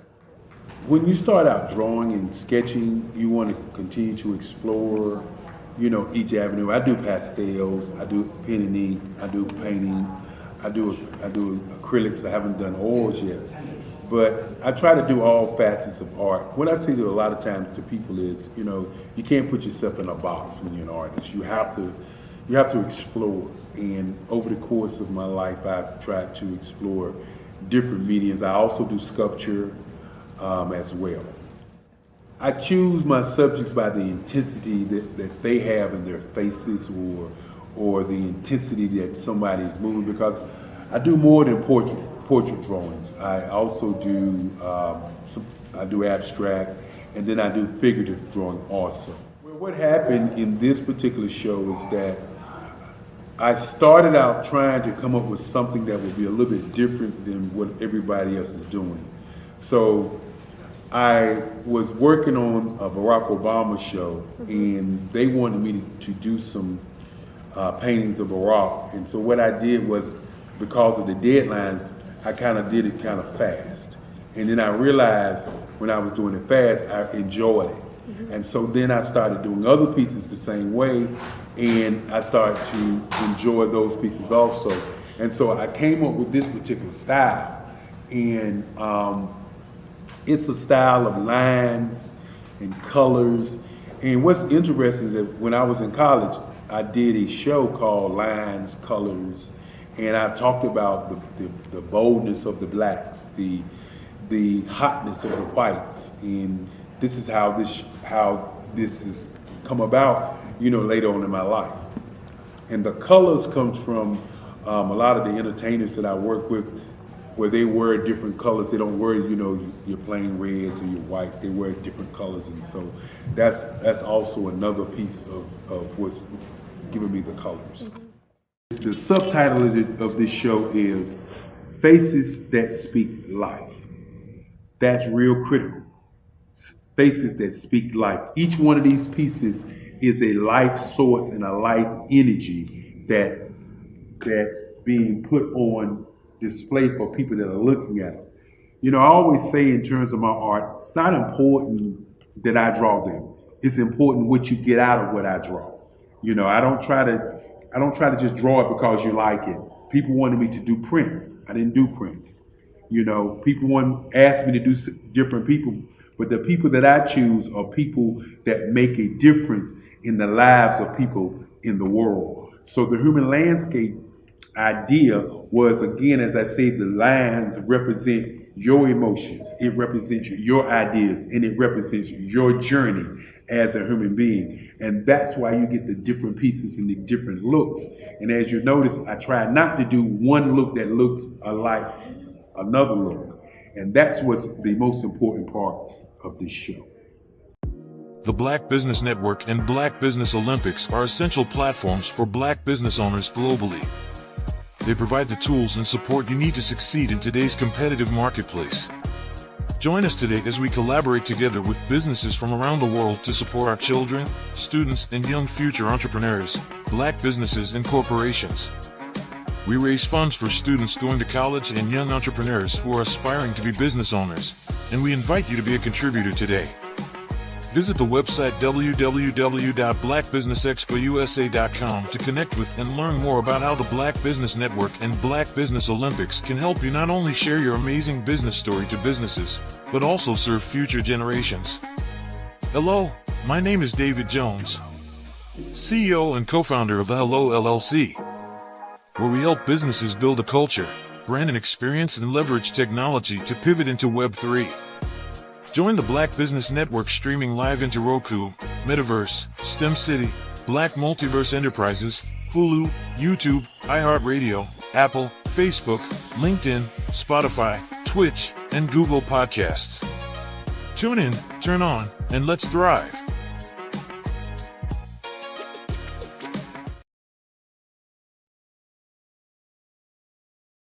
Hello, I am Dr. Eric Kelly III, the visionary strategist and founder of the Black Business Olympics. I invite you to showcase your Black-owned businesses on the Black Business Network global stage. The Black Business Olympics is a global Black Business Network platform that propels Black-owned businesses into the international spotlight. By showcasing your business on the Black Business Olympics platform, you can reach a worldwide audience of potential customers, partners, and investors. You can also establish yourself as a thought leader and expert in your field, attract lucrative partnerships, and more speaking engagements. In addition, the Black Business Olympics platform provides a valuable opportunity to connect and collaborate with like-minded entrepreneurs and business professionals from around the world. This can lead to new business opportunities, ideas, and relationships. Finally, by sharing your story and expertise on the Black Business Olympics platform, you can inspire and empower others. This is a powerful way to make a positive impact on the world and leave a lasting legacy. If you are a Black-owned business owner, I encourage you to seize the opportunity to showcase your business on the Black Business Olympics platform. It is a once-in-a-lifetime opportunity to make an indelible mark on the world. Be one of the 1,000 visionary entrepreneurs who are changing students' lives, shaping industries, and leaving an unforgettable legacy for their families. Unleash your voice on our global stage and watch your business thrive. Black Business Olympics is one of the largest Black business showcases in the history of Black business in the world. Yes, the entire world. Just give me a call today at 919-308-9090.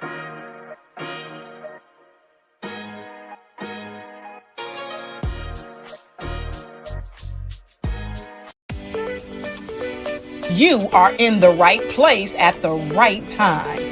The Black Business Network opens again for its Black Business Olympics, a 24/7 broadcast on business, strategies, global branding, social media marketing, finance, advertisement, and much, much more. featuring the top, most powerful entrepreneurs and speakers and thought leaders from all around the world as they gather together for this phenomenal event.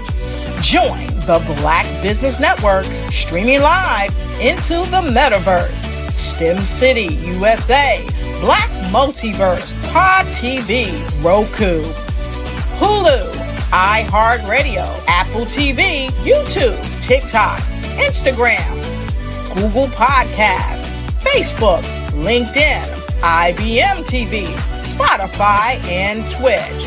Tune in today and be a part of this amazing movement. The Black Business Olympics welcomes you.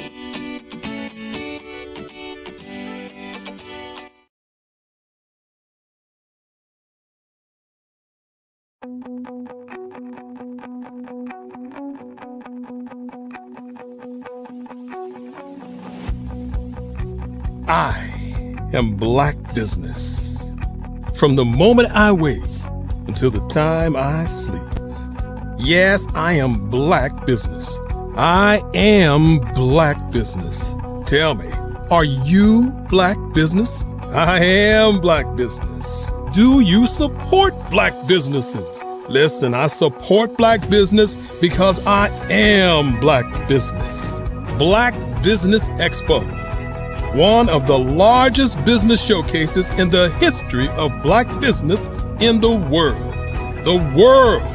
Sign up today at www.blackbusinessexpousa.com or call 919-308-9090. I am Black Business.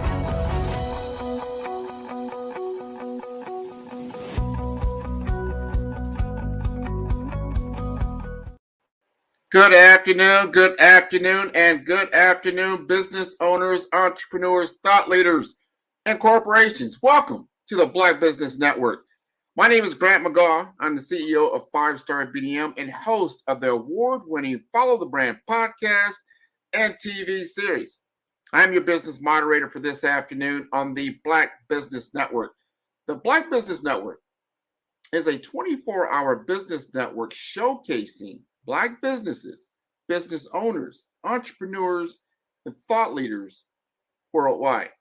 And we have had speakers all this week and this entire year, all the way from North Carolina, London, Singapore, Africa, Japan, and cities all over the United States. The Black Business Network is a global community sharing its business knowledge to empower, inspire, and educate businesses about business. And I'm going to have on the stage with me right now, we're going to have a fireside chat, Miss Felicia Ward. Now, Felicia Ward, if you're not familiar with her, she is a Fortune 100 marketing communication strategist. She's a member of Fortune BLK, that's Forbes BLK, board president of HR for You Inc., which is phenomenal program, and the Amazon best-selling author of How to Break the Glass Ceiling and Still Keep It Nice. She has over 35 years of expertise as a trusted senior advisor. She's a spokesperson and consultant to C-level executives, dignitaries, and politicians, especially during crisis response and reputation management. And she is the principal strategist of her self-named firm, Felicia Ward Marketing. She's going to come up with me tonight, and we're going to talk about how we can actually work with the Black Business Network to make it even more impactful in 2024. So I'd like to welcome her as a colleague on the Black Business Network.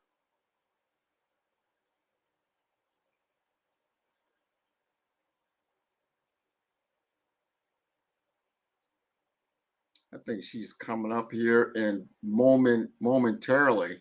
One of the things, if you've been following the network, we have been stepping through frequency over the last 2 to 3 years. We used to do it once a quarter, and then we did it like every other month.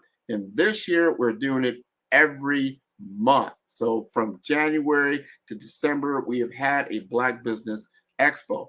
Going into next year, we're looking to do it twice a month, which is phenomenal because we're getting to a point Well, this will be a 24-hour network, constantly available to you to showcase Black business owners and entrepreneurs throughout the world that you can get content from. We're making this a knowledge bank. So as you tune into us, and then you have specific requests or knowledge that you want to see, whether it's going to be in financial empowerment, whether it's going to be in technology innovation, career development, business development, marketing, branding, cultural awareness. This becomes a way for us to have our own network, to have a voice in our own community, talking about the things that are most important for us. This is so important. So you can get a better understanding of what's capable for you as a business owner to actually empower your community. This is so this network, this is what it's all about. And we go all the way down, not just at the business level, but we go into academia. So you look at universities and the partnerships that we are establishing with universities. And then we go into the K through 12. And this is a fundraiser for K through 12 students that need technology to be able to compete in today's world. So here's Felicia. How are you doing? I'm well, Grant. Good to see you again. Excellent, excellent. So that's what we're talking. We're going to talk about how we can. I just gave a brief history about the Black Business Network as far as our frequency, how we've been doing it now every month. We're going into 2024. We're looking to do it twice a month, which is even more, with our goal of being a 24-hour live network. This is going to be phenomenal. I want to get from your lens, and you've worked with a number of different organizations, and as you peer into the Black Business Network, some things that what, I would like to see these things happen in 2024 to make us even more impactful. Do you have any ideas along those lines? Well, we talked about a new website, so I'm excited about that to mirror the beautiful app that you guys have now. It's wonderful, the Black Business Network app, so that people can donate to the organization. But to have that hub of a website that houses all of our content, and it can be the one place that you can find out everything there is to know about the network. I also think I'm excited to possibly see a Meet the Author. So I'm sure there's so many different speakers who have books like I do that you could meet the author. You want to also meet the podcast speaker, because it gives people a one-on-one opportunity to have what I call coffee chats, to find out how did you get started. So you have a podcast, I have a book. There's different platforms that people can pursue and kind of have a one-on-one conversation or get some information on how do you get started to help expand the platforms within your business. Oh, that's wonderful. I'm glad you brought that up. I was just talking about that, having a knowledge center, right? This is our center of excellence for Black businesses. And you want to be able to go to that resource and easily find the information that you're looking for, that resonates where you're at in your business. So how can you do that? Right now, we have content out there on YouTube. I mean, there's a ton of YouTube videos on everywhere, but it's not classified in a certain way that you can tune in. Like, hey, you know what? I want to listen to Grant McGaw's podcast, to your point. Or I want to listen to Felicia's Ward. She's been on the show 4 or 5 times. I want to see her particular clips. So we're going to be able to do that going into 2024. And if people don't know, you just mentioned that this hasn't been rolled out worldwide yet. Only a few people know about this, but we do have our own network channel. If you go to bxtv.org, at bxtv.org, you're going to see what's going to start coming out in 2024. So I like what you just said, that we should be able to hey, here's a library. These are all the Black entrepreneurs who have written books that now you can go to very easily, find out where that book is, how to get that book, maybe read an expert about that book or something to that effect. I love that. Any other ideas? Gift certificates. So when Christmas time comes around, to purchase products and services from Black business owners. Purchase the person's book, give gift cards to your friends and family to purchase and support the authors of Black books, support the products and services of the business owners that participate in the network. So it's a great proliferation of information, but the products and services, it's a great way to support Black business. And what do we say? I am Black business. That's a perfect way to offer that as a great gift for the holidays or any other gift giving season. Graduations and things that come up, to give someone, and even probably have many courses. I think that educational courses on how to get a grant or how to provide additional funding for your business, how to write the proper business plan, that people could take some courses and information on and speak to some of the speakers, but also be able to have some help in getting those things done, and have templates for people to be able to purchase and some free resources. I think that would be great. Whoa. I think, we got everybody talking about that. Yeah, I think that's wonderful. I know that the Black Business Network, the second week, because right now you have week one, and everybody's speaking. We have a lot of the speakers.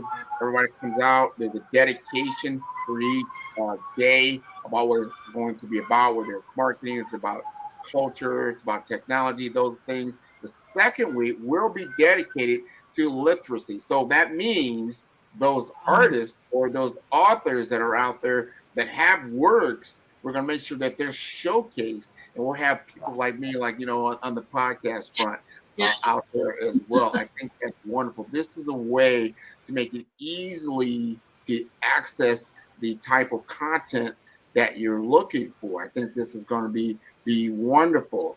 Now, I know you're a marketing genius. I'm going to say that's your genius, right? You're a marketing genius.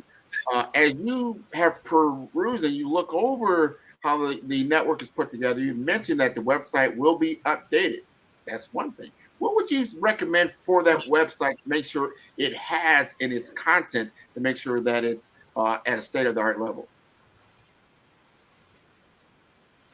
Obviously, search engine optimization, so that everything is searchable. That's one of the primary things, so that you can see what you're looking for, and having those keywords on the page to know how people can search for things, find the information, and then to be able to have information on who participated. All these businesses, the list of the businesses, like a directory. I think a directory would be good, and then have the bios of people who've actually spoken, so that if I'm a person from a mainstream corporation and I'm looking for a speaker that's on AI, I could find your name and search not only by your business, but by the topics and your specialty and what you do in your niche. And then you're able to kind of zone in on who you'd like to see more information. And you can actually hear from the person, see the person speak, go to their site, see all of the information. So I think a business directory would be a great opportunity. And as I also said, free resources. People, you want to be able to have people come back to the website over and over again. So if you have resources like templates on how to write a business plan, how to find funding for your business, that would link you to other resources and things that are out there, how to get on sam.gov, how to find business contracts and government contracts for your state, so that we'd have some partners that you'd be able to list the another website link that would be considered to be the authority in that particular industry. So everything would become, as I said to Dr. Kelly, a one-stop shop. You want people to visit the website on an ongoing basis. So if we have events that are coming up, that they could see what the events are, like events calendar, and how to partner with us. I think that's really essential as well, is that a lot of people say, well, there's so much going on. I see the potential to do so many things, but I want to have a discussion first about what I do and how I can marry that with what you do. So partnerships, collaborations, those are all great chats to have with potential partners, and to kind of bring them into the funnel. Oh, I love that. I love it. We've got to showcase. We've had literally phenomenal speakers just like yourself on the platform. And we've got to do enough to promote that, So like to your point, like someone's doing a search on Felicia Ward, it should come up in the Google feed that you are a featured speaker on the Black Business Network. Wow. And there's a link right there in the Google feed to your talk. Could be this talk right now, could be featured, right? And that's all doable. It's just a matter of making that a priority and getting Google, to your point, to be able, hey, when it scrolls through and it starts to see what the Black Business Network is about, it starts seeing all this wonderful content, it starts bringing it up to the forefront and putting it out there for people. Not just Google, there's Bing, there's other search engines that are out there, even in the social media world, your Facebook, your Instagrams, your TikToks, your LinkedIn, so that it starts to become a dominant brand in the market space in which it operates. Would you agree?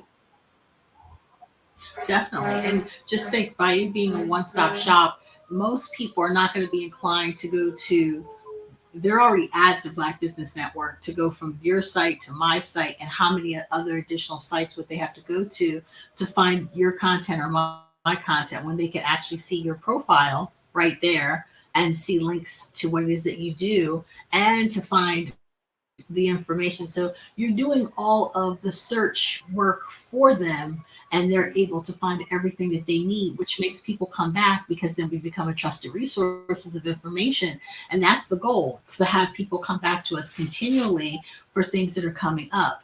And then, of course, Black business news, anything that's happening in the news when it comes to Black businesses, when it comes to market research information about the power of spending within the Black community. I think that's also very powerful. I've done posts about that, about just people of color in general, by race and ethnicity. People don't really understand the total buying power of a group and how powerful that is, and how we spend our money.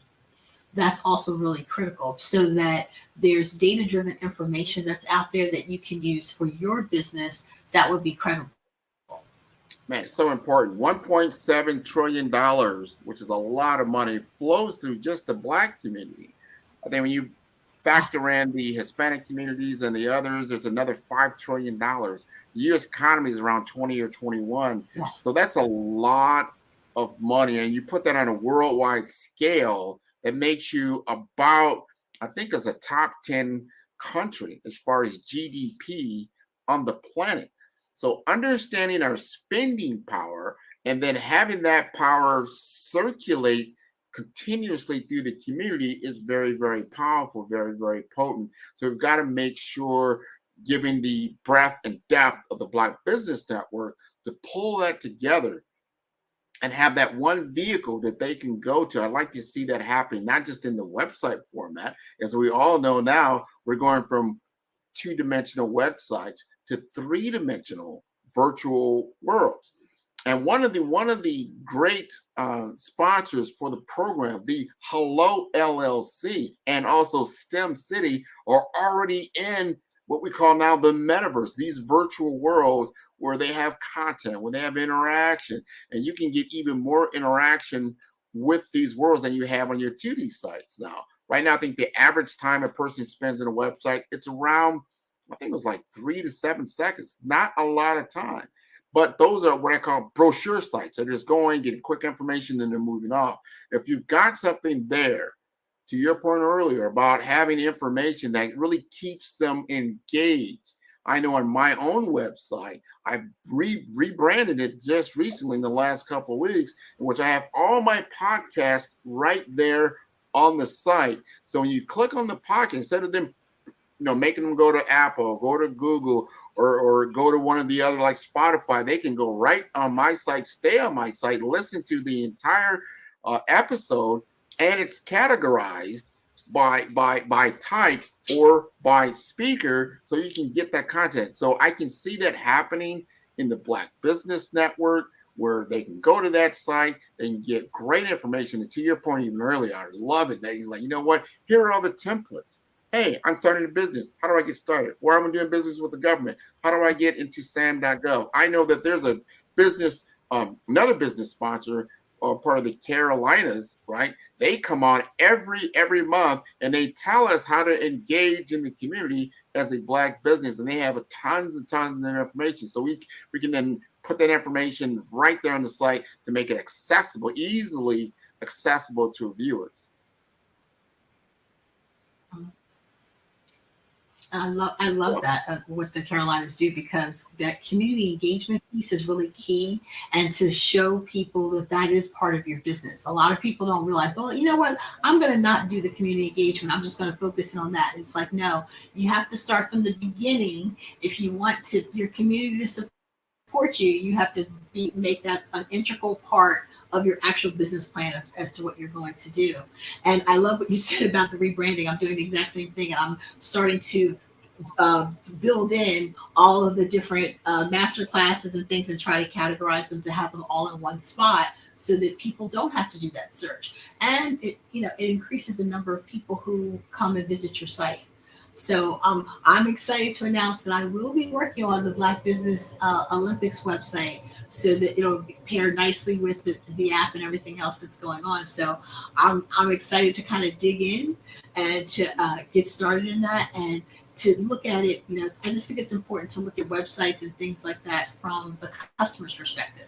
What would you like to see if you came to the site?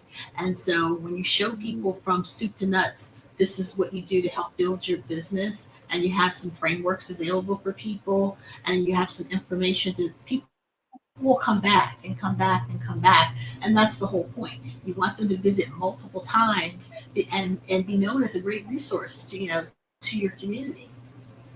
Absolutely. And they are a great resource. We are a great resource for our community. There's another thing. So we talked about the website, right? And we've talked about a little bit about some of the content that's going to be on the site. I gave a little bit of talk around the virtual worlds that are coming, and that'll be available. But they'll also have, and this thing, Dr. Kelly showed me this, and I just like, wow, I want one of those. And that's the mobile application. They have a Black Business Network mobile application that is a mini site of everything, one-stop. A lot of people are on their mobile phone. Here's the stat. People don't realize this. 70% of your target market, if they're aware of you and you send them a text message, they will respond. 70%. Look at that. Hey, on your website, did 70% of people go on your website? Probably not. Or, in other media. It is the number one media out there. Mobile texting is big, but you got to know how to do it effectively, and you got to have the right content. The content that I was shown, it's not just like, hey, well, you know what? You can go to I can see your website on my mobile phone. I got everything there. You don't have everything there. You may think you do, but when you see this mobile app, it's mobile. It's designed for mobile interaction, for clicking, right? You can see, like, wow, I want to see one of Grant's podcasts. Boom, there it is right there. Or I want to see a YouTube video. Ooh, it's right there. Or I need to contact someone. I have the contact information. Or I need a virtual card. Instead of having all these different applications for your virtual business card, it's all right there. Oh, I need a QR code. Guess what? It's right there. I have an event coming up. Guess what? It's right there. I want to see the entire scheduling of the Black Business Network. Where do I go find it? No, push the button. It's all right there. This mobile app is so powerful, I went and bought it the same day.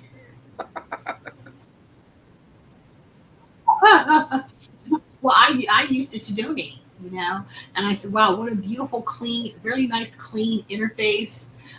Mirrors a lot of what's on the actual website, easy to read. And as you stated, 70% of people looking at things at their phone. Gone are the days that people say, oh, I'll check it out when I get home and look at it on my desktop. People are actively looking at their phone the minute you tell them about something.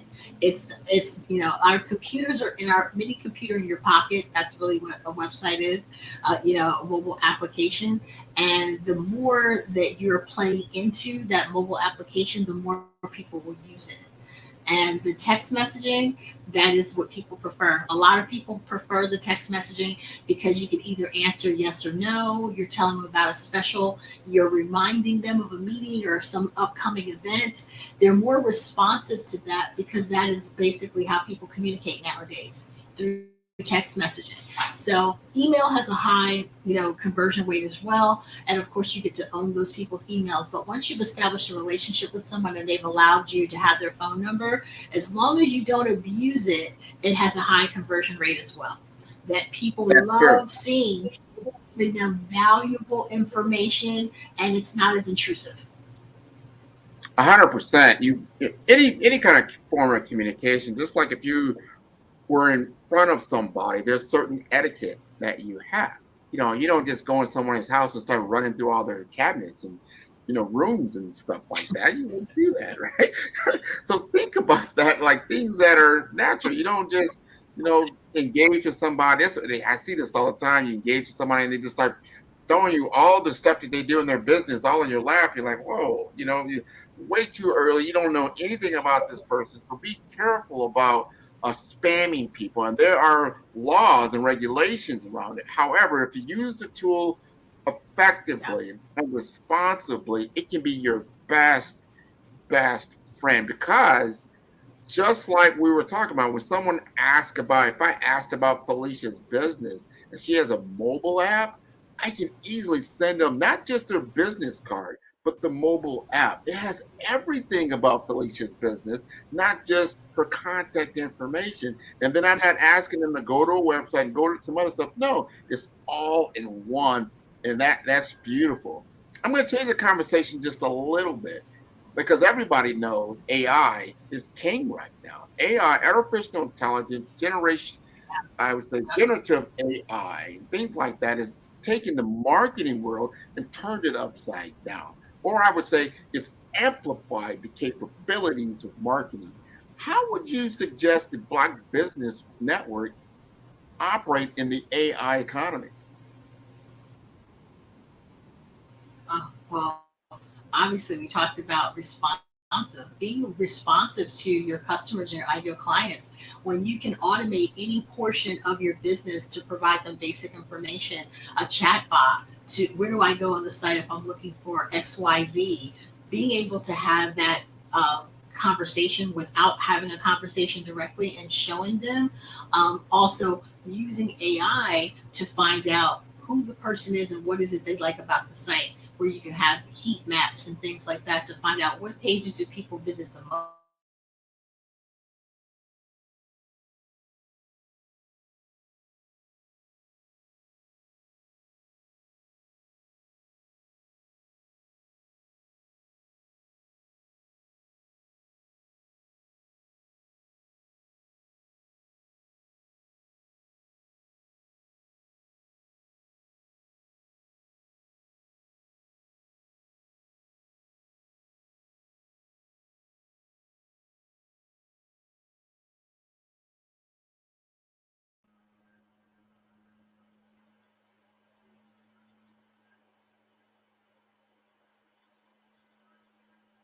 I can't hear her.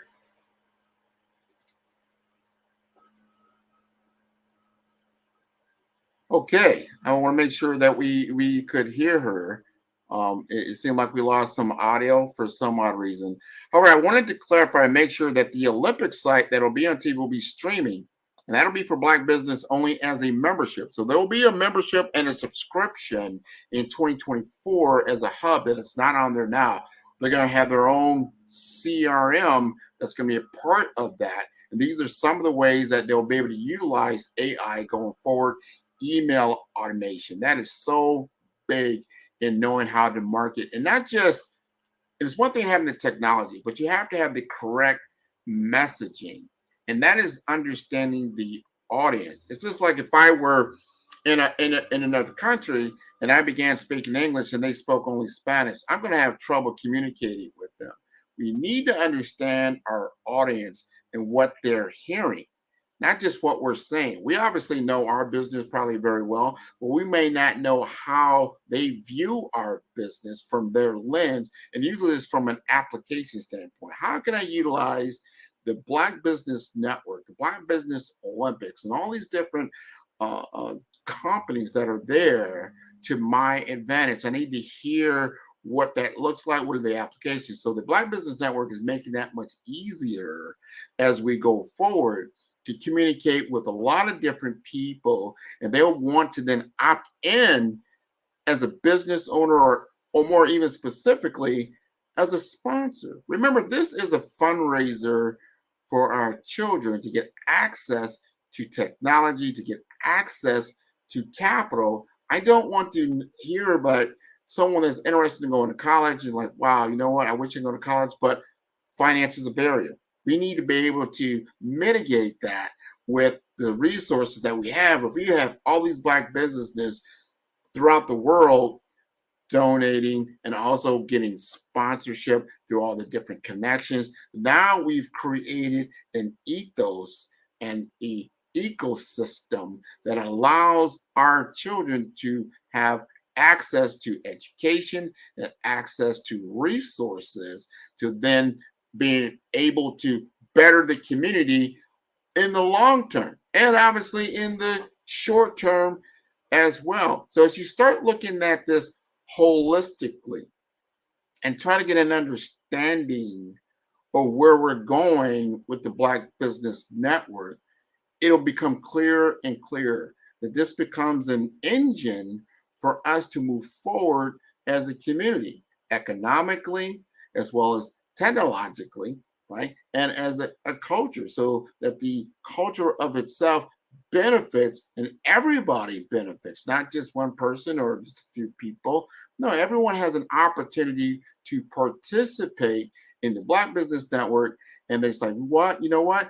I want to do business with the Black Business Network. Show me how. What can I do? Or I have resources that I want to go ahead and make available to all the people that are involved in this community, because we all work together. So whether you're a Black business or a non-Black business, you have ways to interact with the Black Business Network that aligns with the mission, that aligns with the vision, and it aligns with the purpose in which we are creating this ecosystem in this community going forward. So can you imagine, instead of going to CNN or Fox or some of these other platforms and broadcast stations that you know exactly where to go to get information about Black business. You get, information about Black news. You get information around what's happening in the academia world, what's going on in centers of excellence throughout the United States that has focus on all the different HBCUs in America and what they're doing. Besides just playing football, they're obviously doing a little bit more than that. No, they're learning about all the latest and greatest in marketing. They're learning the latest and greatest in business. They're learning the latest and greatest in technology and all the other avenues for career and business development. We need to insert ourselves and close that gap in the wealth gap, close the gap in the knowledge gap, understand the digital divide. I think we found that out during the COVID time period, that everybody had to go digital. Who had access to digital technology? Who had access to high-speed internet? Because in today's economy, as we move forward, you need not just internet connection, you need high-speed internet connection that can support some of these larger constructs of video technology, virtual worlds, and the like. And it's only going to get more and more as far as bandwidth intensive as we go into 2024 and beyond. This is the playing field in which we are working in. We got to make sure that the generations that are following us have the capabilities to do and the familiarity of working in this space. Lots of kids out there are operating on these gaming systems and maybe or maybe not don't realize how powerful they are. They're not just games.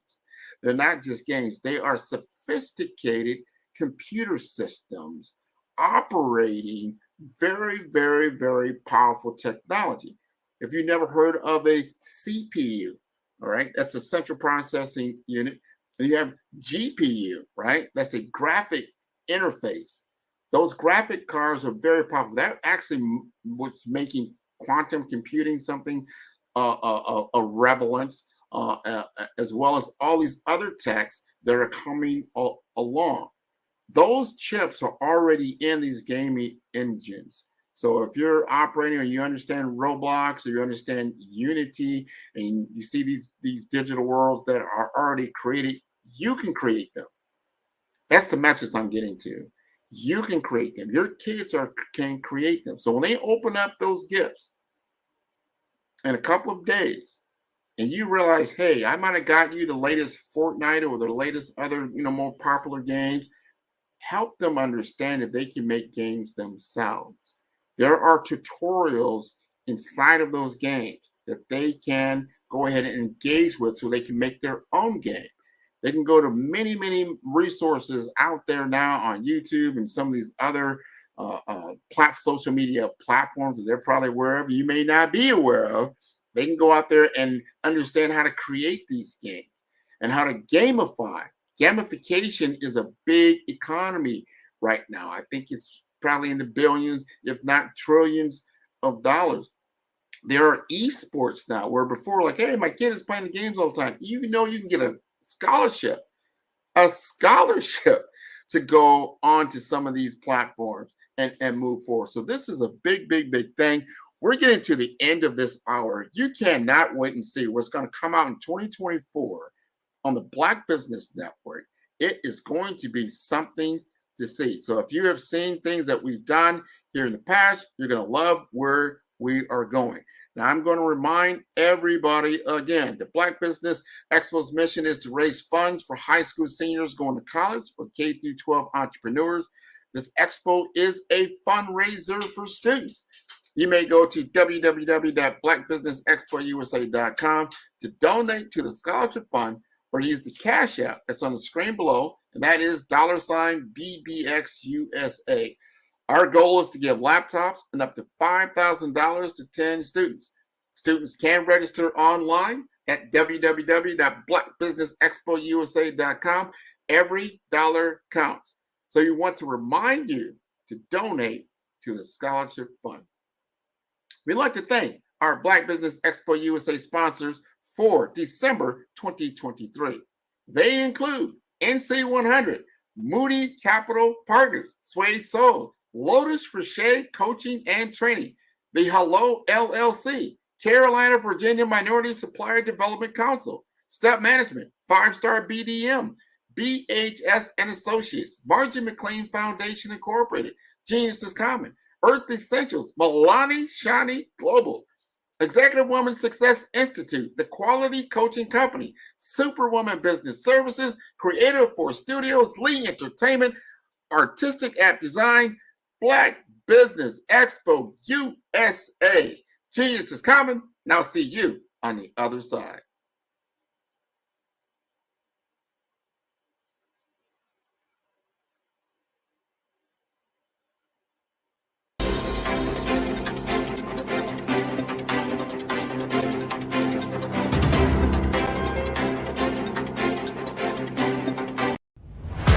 Social media is evolving. It's more vibrant, more colorful, more energetic, and so are you. It's not just photos anymore. It's video, it's audio, it's subscriptions. And now there's Fanbase, a new monetized social network. Fanbase delivers the complete native app experience with full content monetization for every user. No algorithms that shadow ban your engagement or growth, and no ads. Follow anyone for free and subscribe directly to your favorite creators for $4.99 a month. Plus, show some love by tipping on any post. Also, make a Fanbase page and monetize your content the same way. Finally, connect with your followers by posting the amazing content you already create. And now, get paid for it. It's time to energize and monetize, because everyone's a fan of something and everyone has a fan base.